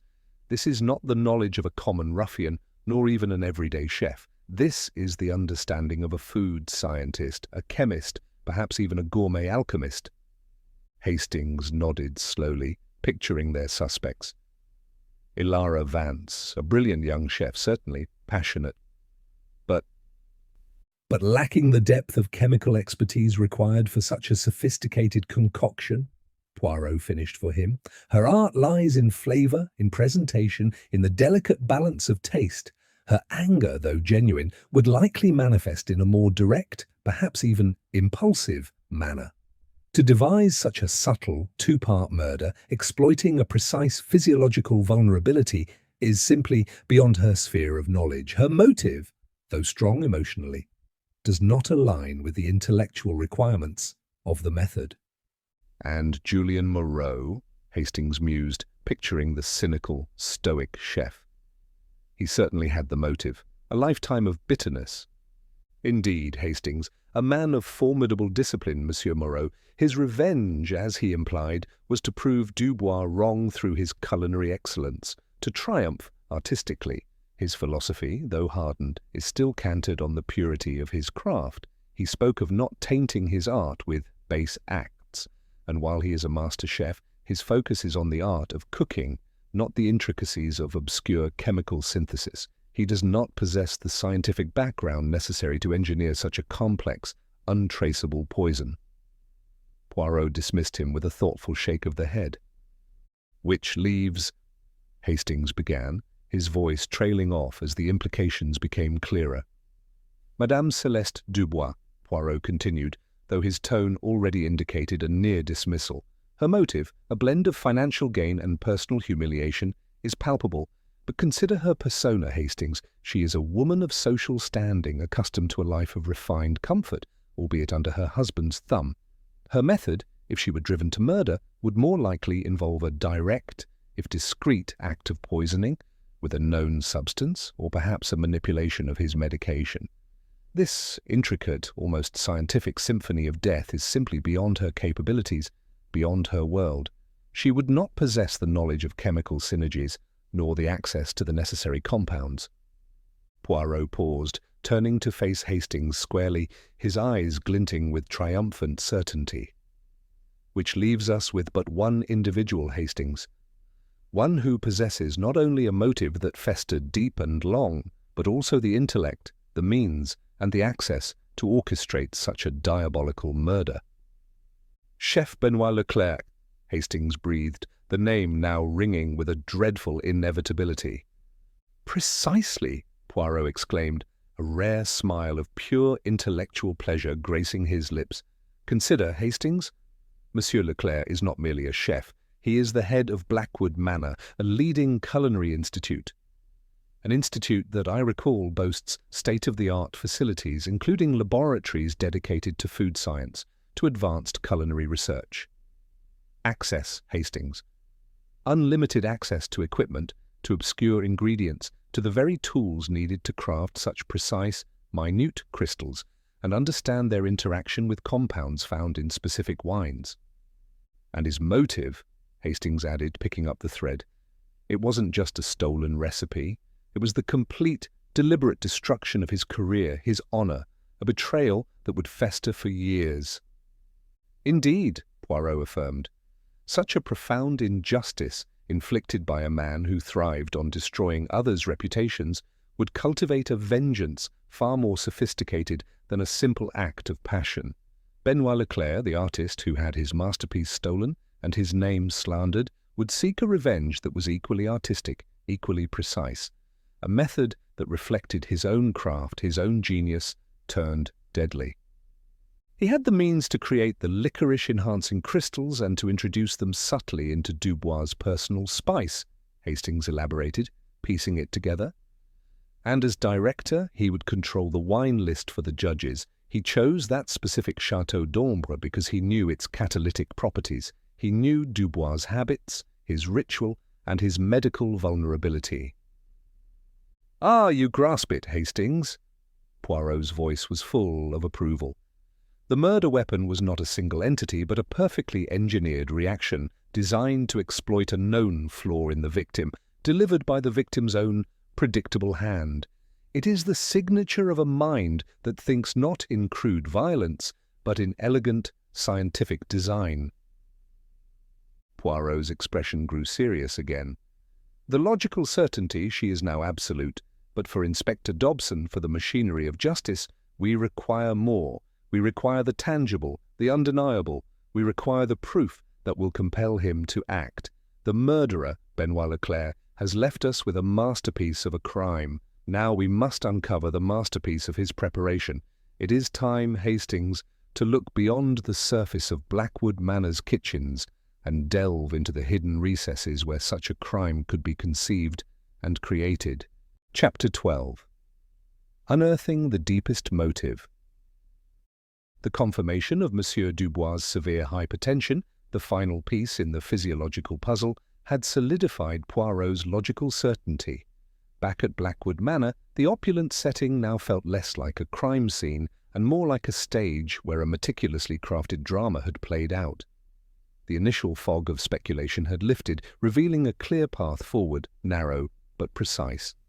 "So it truly was him," Hastings murmured, settling into a comfortable armchair in Poirot's temporary study within the manor.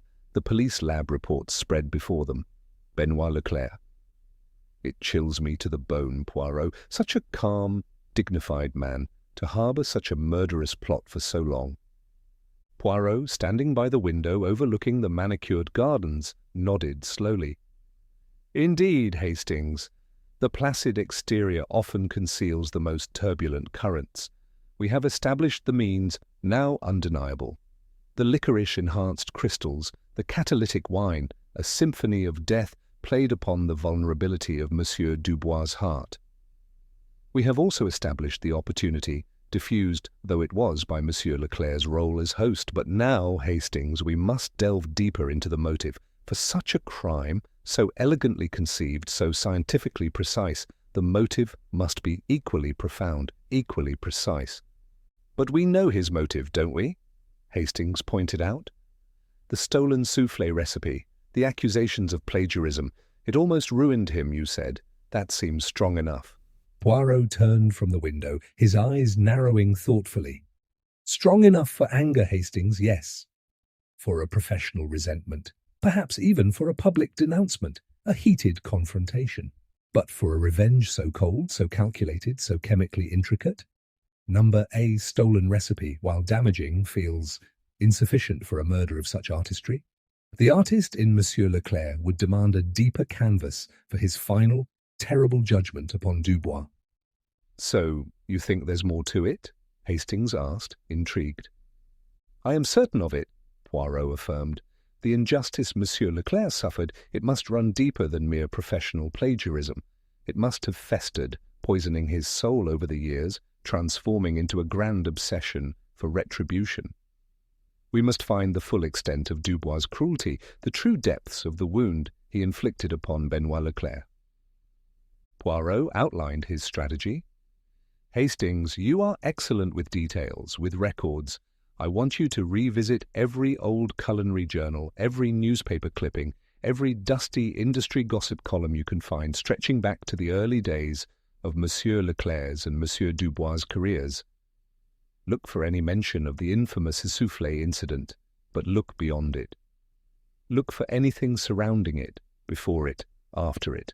Any hints of larger conflicts, public disputes, or professional ruin." Hastings, accustomed to Poirot's seemingly esoteric requests, set to the task with diligence. Over the next day, Blackwood Manor's library, filled with decades of culinary publications, became their makeshift archive. Pages were turned, microfiches whirred, and the bitter taste of old scandals filled the air. As the hours passed, a far more sinister picture began to emerge.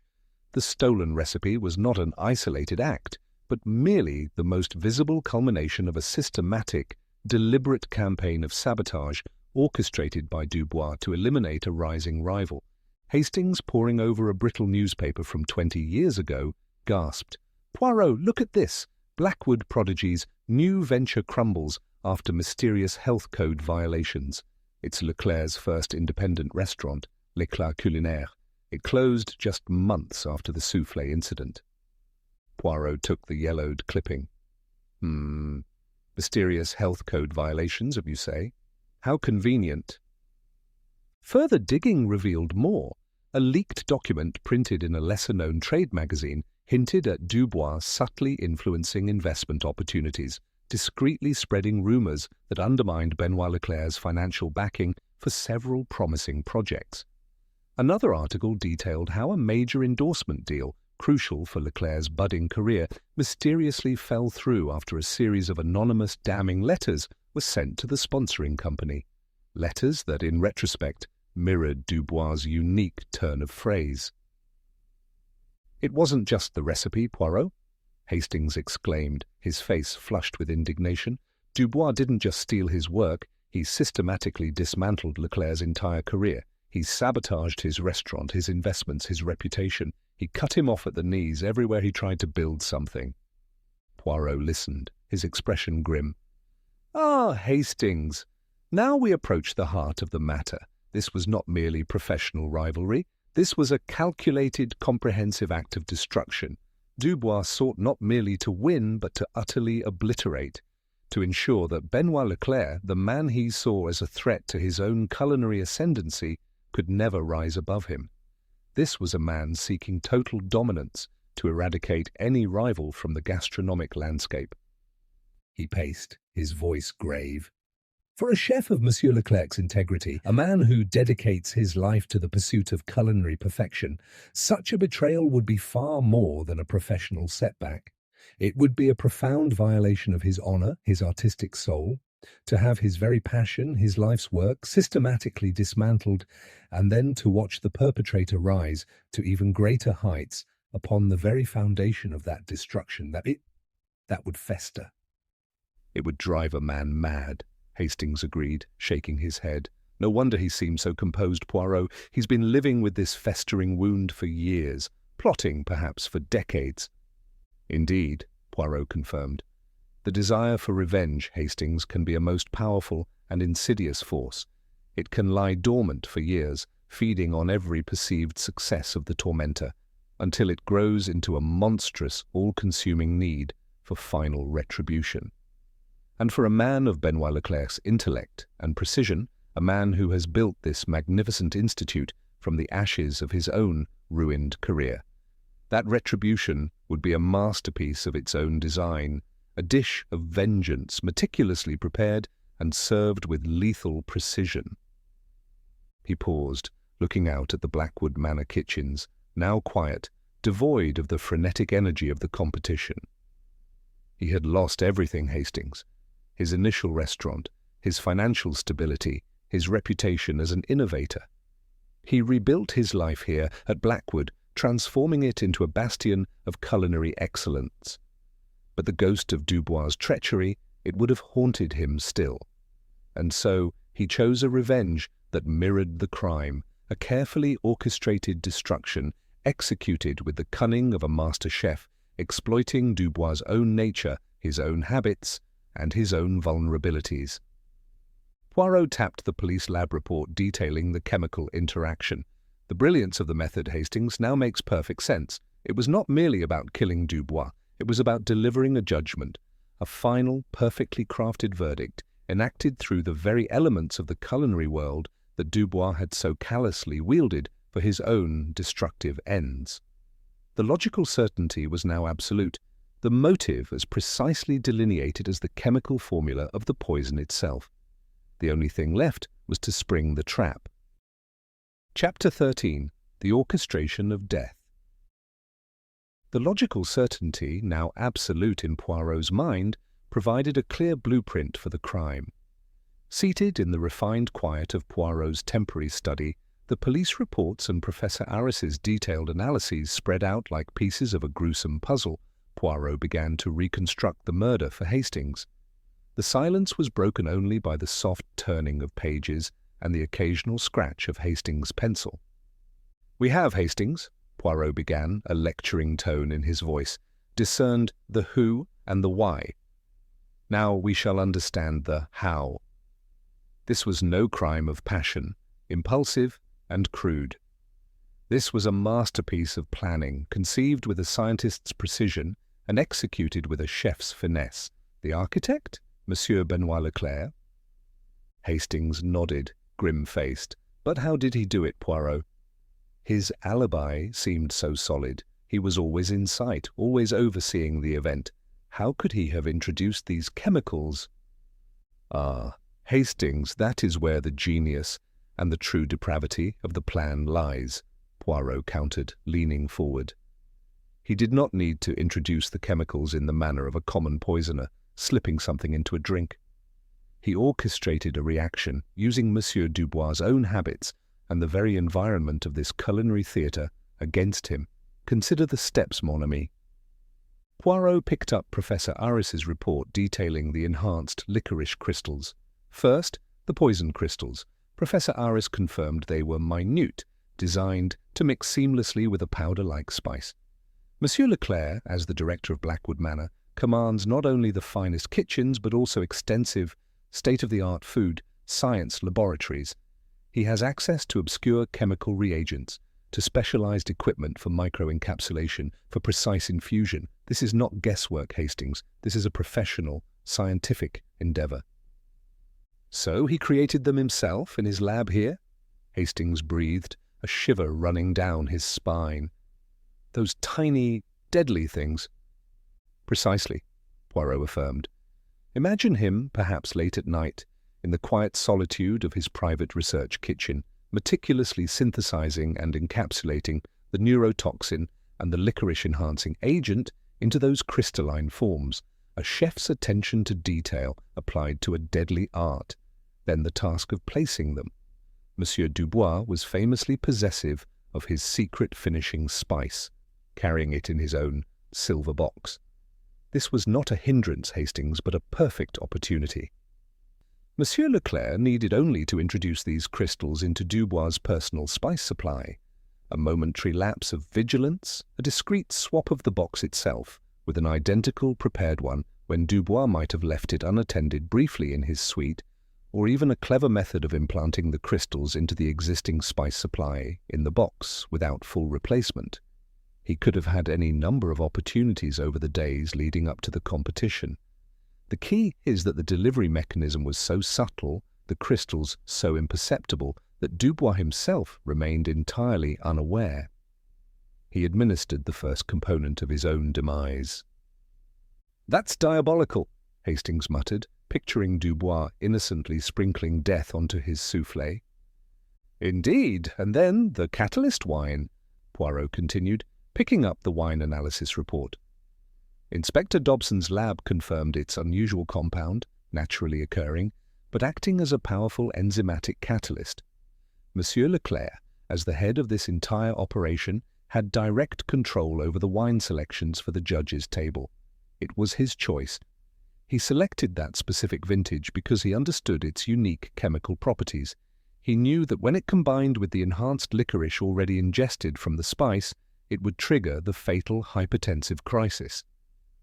So he picked a bottle that was already a poison waiting to happen, if you like, Hastings clarified. Precisely. No need to tamper with a sealed bottle, Hastings. The killer's genius lay in choosing a naturally occurring component that, in combination, transformed into a weapon. He ensured that bottle, that specific vintage, would be served to Monsieur Dubois with his final course. He might have given specific instructions to Gaspard Valois, perhaps under the guise of an experimental pairing or a bold choice, to surprise Dubois.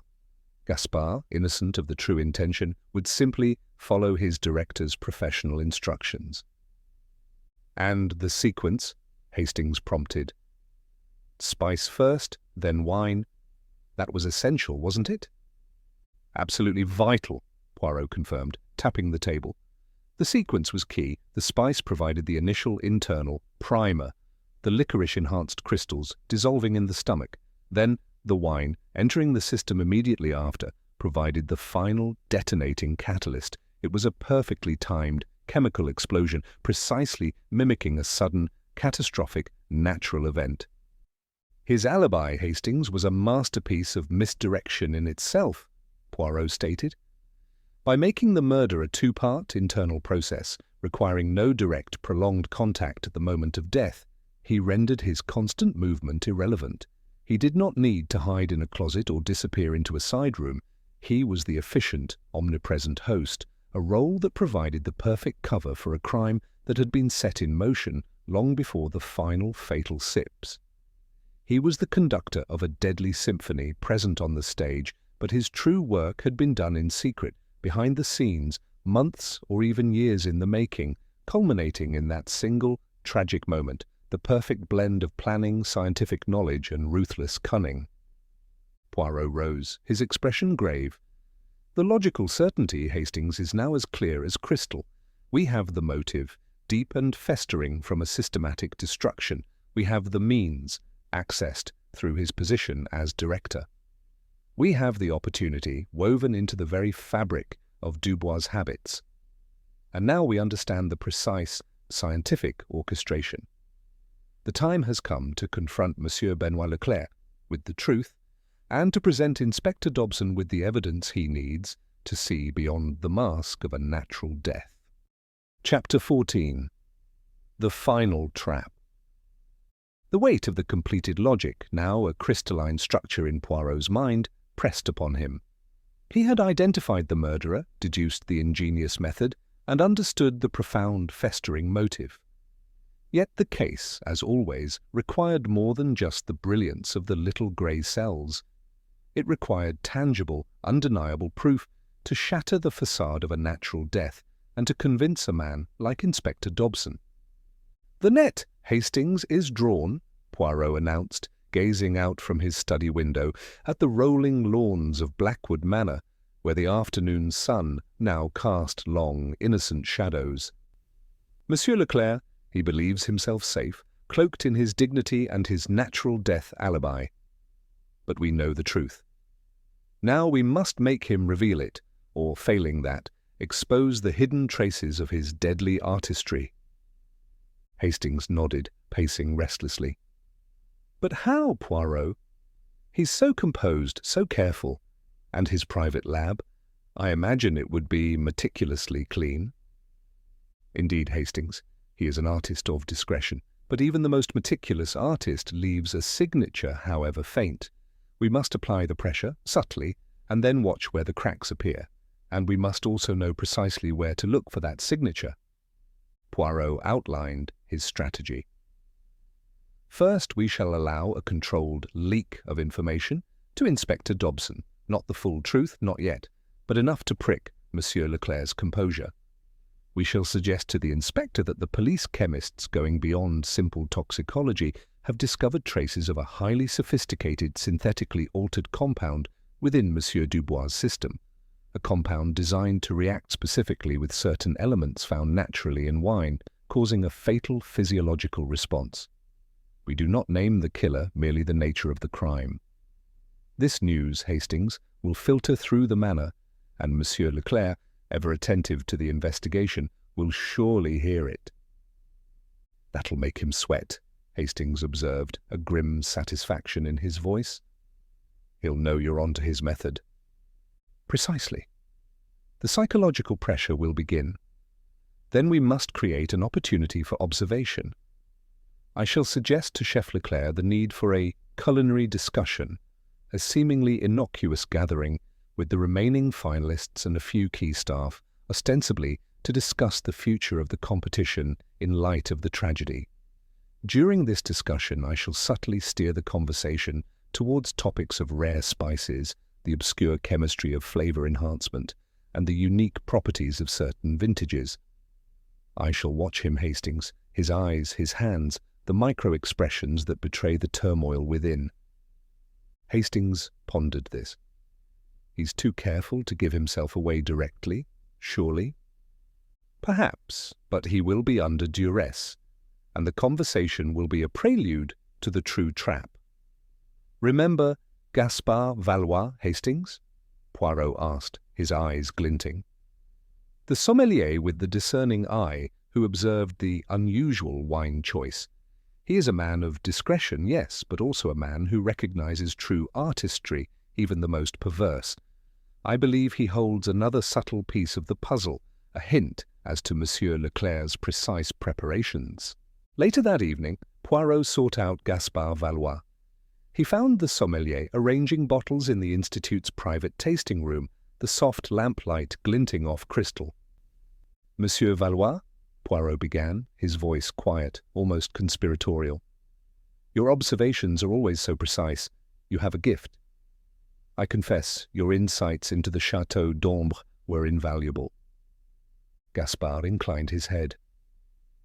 "I am merely a student of nuance, Monsieur Poirot. Every wine tells a story, if one knows how to listen." "And every man, too, I believe," Poirot mused.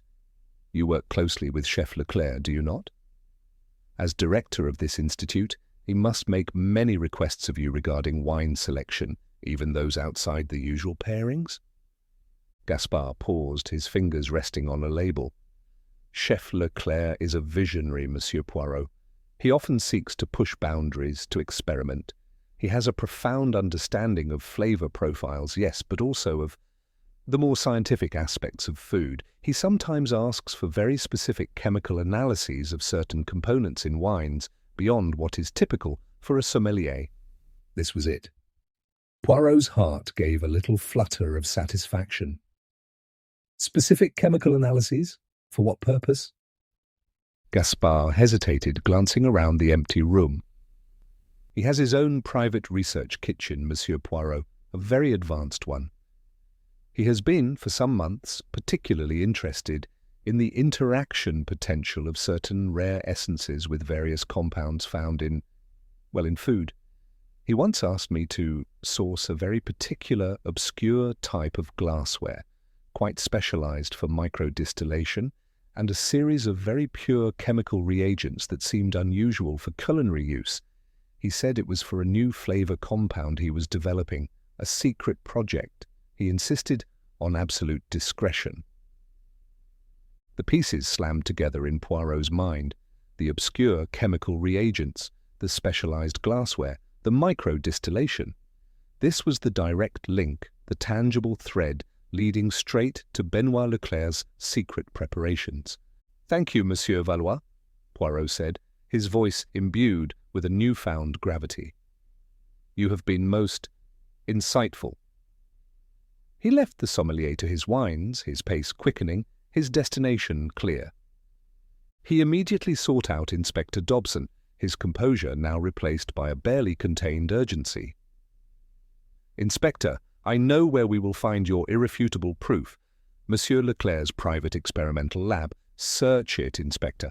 Look for obscure chemical reagents, specialized glassware for microencapsulation, and, specifically, microscopic residues of the licorice-enhancing compound or the binding agents used to form those crystals. Monsieur Valois has provided the final clue to his methods." Dobson, seeing the fierce conviction in Poirot's eyes and recalling his previous uncanny deductions, no longer hesitated. "Right away, Monsieur Poirot," he declared, rallying his men. The hunt for the physical evidence had begun, guided by Poirot's logic and a sommelier's subtle professional observation. The net was indeed tightening, and soon it would snap shut. Chapter 15. The Grand Reveal. The Grand Hall, once a stage for culinary artistry, now stood transformed into a solemn court. Every opulent detail, from the gleaming chandeliers to the intricate frescoes, seemed to bear witness to the drama about to unfold. Inspector Dobson's officers stood guard at the entrances, their presence a stark reminder that this was no longer a mere inquiry, but a prelude to justice. Into this hushed arena Poirot had summoned everyone. The three finalists, Hilara Vance, pale and apprehensive, Julien Moreau, still composed, yet with a subtle flicker of unease in his eyes, Madame Celeste Dubois, her black dress a stark contrast to her strangely serene expression, and Chef Benoit Leclerc, whose usual dignified bearing seemed to hold a new, almost brittle tension. Gaspard Valois stood quietly by the side, his discerning gaze sweeping over the assembled faces. Inspector Dobson himself stood prominently near Poirot, his face now a mask of serious conviction, his earlier scepticism entirely vanquished. Hastings, notebook in hand, felt his heart pound with a mix of dread and anticipation.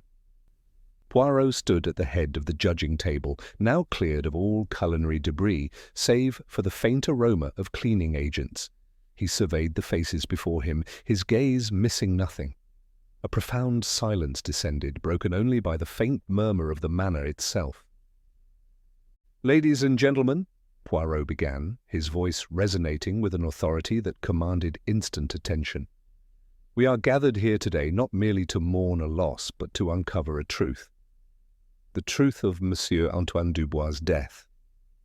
He paused, allowing his words to sink in.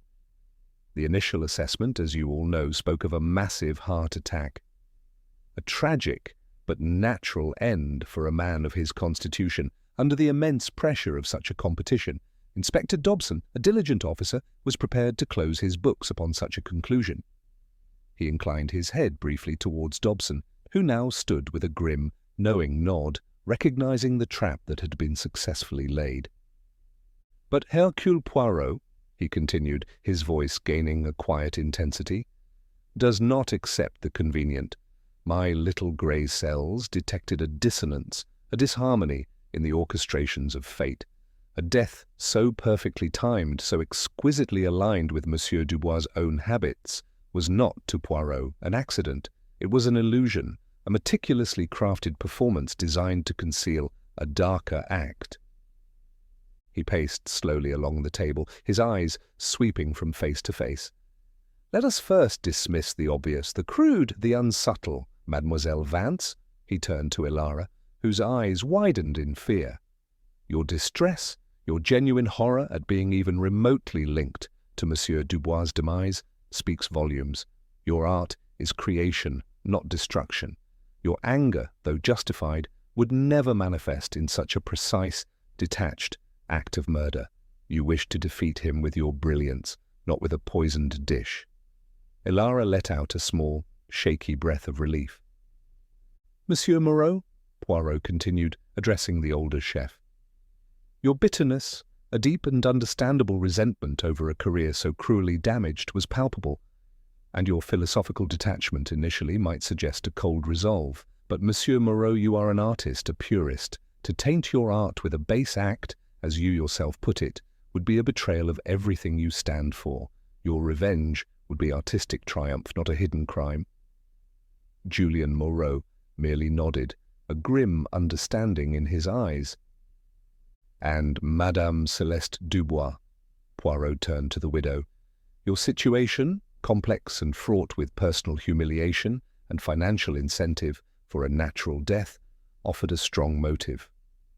But your method, had you been driven to such extremes, would have been simpler, more direct. This crime, madame, required a mind steeped in the intricacies of chemical reactions, a precision that is not, I believe, within your sphere of expertise or indeed your inclinations." Madame Dubois, though still composed, seemed to deflate slightly, the last vestiges of suspicion lifting from her. Poirot paused, drawing a deep breath. "Number, the murderer, is none of these, for the crime Monsieur Dubois suffered was not a simple poisoning. It was a chemical reaction, a two-part symphony of death, designed to exploit a known vulnerability and mimic a natural end. And this brings us to the science." He held up 2 transparent vials. "Here we have the remnants of Monsieur Dubois' secret finishing spice, and here a sample of the Chateau d'Ombre 1930, the wine he consumed." He recounted the initial police lab findings, the wine containing an unusual compound deemed harmless. He explained his consultation with Professor Aris, the renowned chemist-medicine professor, and the subsequent analysis of the spice.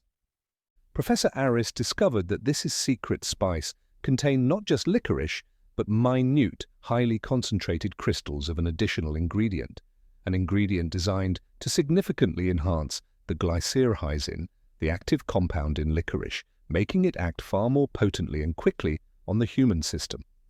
A murmur rippled through the onlookers. Hastings, standing beside Poirot, saw Inspector Dobson's eyes widen, his earlier skepticism now replaced by intense concentration. "And then," Poirot continued, his voice rising slightly, "we have the wine. That unusual compound in the Chateau d'Ombre 1930, dismissed by initial analysis as harmless. Professor Aris identified it as a powerful enzymatic catalyst. Harmless on its own, yes, but deadly when combined. When these two components, the enhanced licorice from the spice and the catalyst from the wine, meet within the human body, they trigger an instantaneous and catastrophic reaction, a massive, sudden surge in blood pressure, an acute hypertensive crisis." He let the words hang in the air, the scientific precision painting a chilling picture. "And our victim, Monsieur Dubois?" Inspector Dobson, at my request, confirmed his full medical history. A long-standing severe case of hypertension and a weak heart. The perfect, unwitting victim for such a precise chemical weapon. He suffered a heart attack, yes, but it was not natural, it was engineered. A heart attack brought on by a meticulously designed chemical synergy camouflaged by his own pre-existing condition. Poirot's gaze now settled unwavering on Chef Benoit Leclerc. The director's face, usually so composed, had paled, his hands, resting on the table before him, clenched almost imperceptibly. "And who, then," Poirot declared, his voice cutting through the silence like a knife, "possessed the profound scientific knowledge, the access to obscure chemical reagents and specialized laboratory equipment, the intimate understanding of Monsieur Dubois' habits and his specific medical vulnerabilities, and a motive so deep and bitter that it festered for years, culminating in this calculated act of revenge? Only one person, here today, fits all these requirements." His voice boomed slightly, filling the hall. "Chef Benoit Leclerc!" A gasp went through the room. Ilara whimpered. Julian's eyes widened. Madame Dubois covered her mouth with her hand. Benoit Leclerc flinched, his composure finally shattering, his face, once serene, now contorted with a mixture of shock, fear, and a terrifying, dawning recognition of his undoing. "No!" Leclerc choked out, his voice hoarse, a desperate, almost animal sound. "This is absurd, an outrage. I am the director. My reputation—" "Your reputation, Monsieur Leclerc," Poirot countered, stepping closer, his eyes boring into Leclerc's, "is built upon the ashes of a career that Monsieur Dubois systematically destroyed. We have discovered the truth, monsieur, not merely that he stole your soufflé recipe, but that he embarked on a deliberate, malicious campaign to sabotage your restaurant, your investments, your very future. He sought to obliterate you, and for that, monsieur, you sought the ultimate vengeance, a revenge as artful and precise as the destruction he wrought upon you." Poirot then turned to Inspector Dobson. "Inspector," he commanded, his voice clear and resonant, "you have already provided the irrefutable proof, the physical evidence that was found just hours ago, guided by my precise instructions." Dobson, now fully in line with Poirot's deductions, stepped forward, holding up a clear evidence bag. "Indeed, Monsieur Poirot, following your lead, I personally ordered a full search of Chef Leclerc's private experimental lab." His voice carried the weight of official confirmation. "And there, tucked away amongst his legitimate research, my officers uncovered purchase records for highly specialized, obscure chemical reagents that have no place in traditional gourmet cooking, but are essential for synthesizing and encapsulating agents like this licorice enhancer into those minute, dissolvable crystals. We also found specialized glassware for microdistillation and encapsulation, equipment designed for such precise work, hidden away." Dobson paused, letting the weight of each piece of evidence sink in. "And most damningly," he continued, holding up another bag containing a tiny, labeled swab, "our forensic team, guided by Professor Aris's knowledge, discovered microscopic residues of the very licorice-enhancing compound and the specific binding agents used to form the crystals, clinging to the inside of that specialized glassware. Residues that match, scientifically and undeniably, the components found in Monsieur Dubois' system. Leclerc swayed, clutching the edge of the table, his face ashen.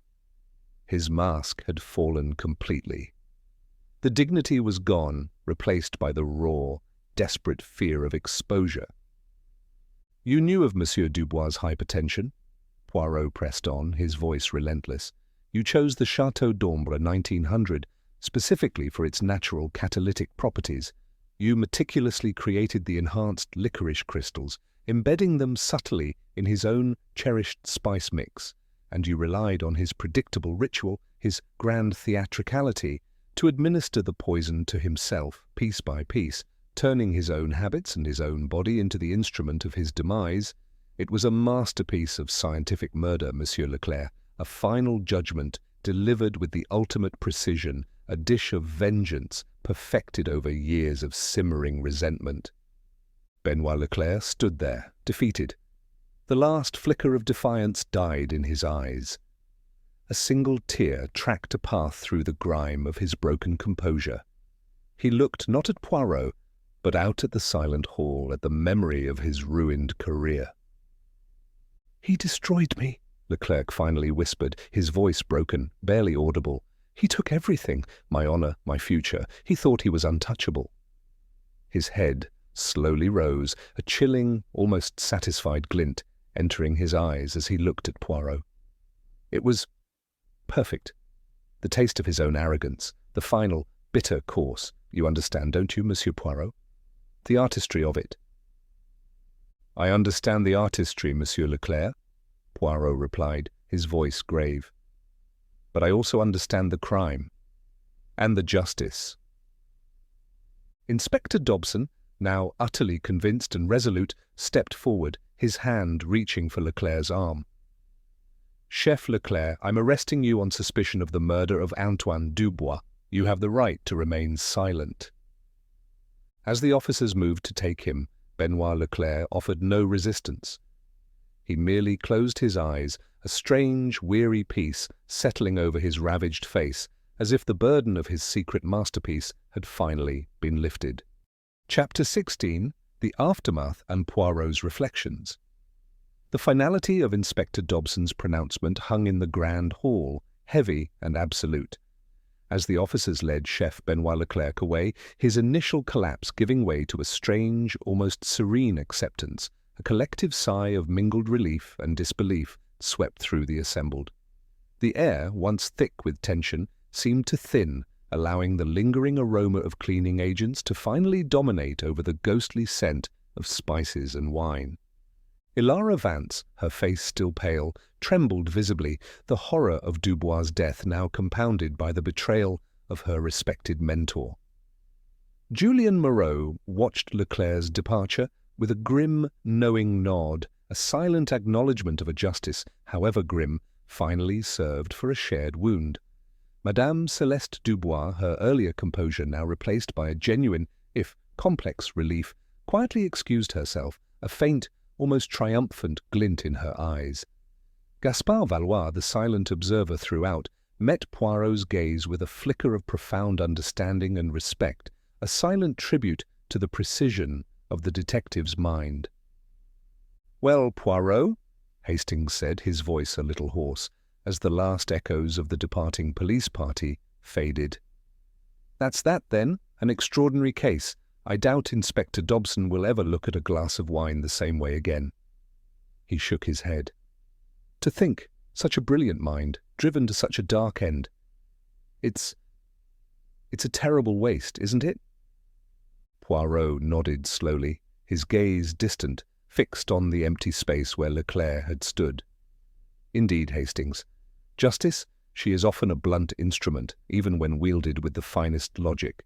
Monsieur Leclerc, a man of such talent, such precision, corrupted by a deep and unaddressed injustice. It is a profound tragedy for all concerned." A few days later, the affairs of Blackwood Manor began to settle, albeit with a new, sombre rhythm. It was confirmed that Madame Celeste Dubois, as Antoine's lawful widow, had indeed inherited the magnificent estate and the considerable financial interests her husband had controlled. Her initial anxieties about a complex will, it seemed, were were designed merely to obscure the very real convenience a natural death had presented. Now, free from Dubois' tyrannical influence, and with the full inheritance secured, a subtle transformation began in her.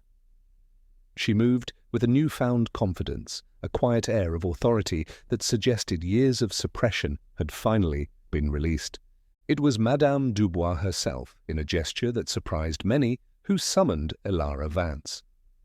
Poirot and Hastings were present when the announcement was made in the refurbished main kitchen. "Mademoiselle Vance," Madame Dubois began, her voice clear and firm, "Blackwood Manor stands at a new crossroads. It requires leadership, vision, and above all, pure, untainted culinary passion. My late husband, for all his complexities, never truly understood the soul of this place, not as a creative force." Her gaze rested on Elara, a hint of genuine appreciation in her eyes. "You, mademoiselle, possess that soul. Your talent is undeniable, your spirit uncrushed by adversity." She paused, then continued, "It is my great honor to formally offer you the position of head chef of Blackwood Manor. To lead its culinary school, to inspire the next generation, and to restore its reputation not just for excellence, but for integrity and true artistry." Elara gasped, tears welling in her eyes, this time tears of overwhelming emotion and profound gratitude. "Madame Dubois, I don't know what to say. It would be an honor beyond words." It was a powerful moment, a true phoenix rising from the ashes of Dubois' destructive legacy. The young chef, once tormented, now stood at the precipice of a brilliant future, given the very keys to the kingdom by the woman who now owned it. Later, as Poirot packed his Gladstone bag, Hastings watched him, a pensive expression on his face. "So the wicked are punished, and the deserving are rewarded, eh, Poirot?" A tidy ending. Poirot chuckled, a dry, knowing sound. "Tidy perhaps on the surface, Hastings, but the human heart, she is rarely so simple. Monsieur Leclerc, he will face the justice of men, and for a mind like his, to have his masterpiece of revenge so meticulously unravelled, that is perhaps a punishment almost as great as any prison cell." He sighed. His was a logic so precise, a vengeance so artfully constructed, it almost compels a certain intellectual admiration. But murder, Hastings, is murder. The why, however understandable, can never justify the what. "It just seems a shame," Hastings admitted. "A man who fought against such a monster, even if his methods were extreme." "Life, Hastings, is full of such complexities," Poirot mused, closing his bag with a decisive snap. "The lines between victim and perpetrator, between justice and vengeance, can blur, but my duty is to the truth, the small facts that reveal the larger crime, and the truth, in this case, was as intricate and undeniable as Monsieur Leclerc's own poisonous blend." That evening, as they shared a final, untainted meal at Blackwood Manor, prepared by a still nervous but clearly invigorated kitchen staff under Elara's tentative guidance, Hastings found himself eyeing his perfectly roasted lamb with a new comical suspicion. "Are you quite certain this is safe, Poirot?" he muttered, cutting into a tender slice. Poirot, however, savoured his own dish with an unburdened appetite, a tiny, satisfied smile playing on his lips. "Perfectly safe, mon ami. The little grey cells have done their work. Justice has been served, albeit with a bittersweet aftertaste, and the culinary world, I believe, is now free to breathe and to flourish once more."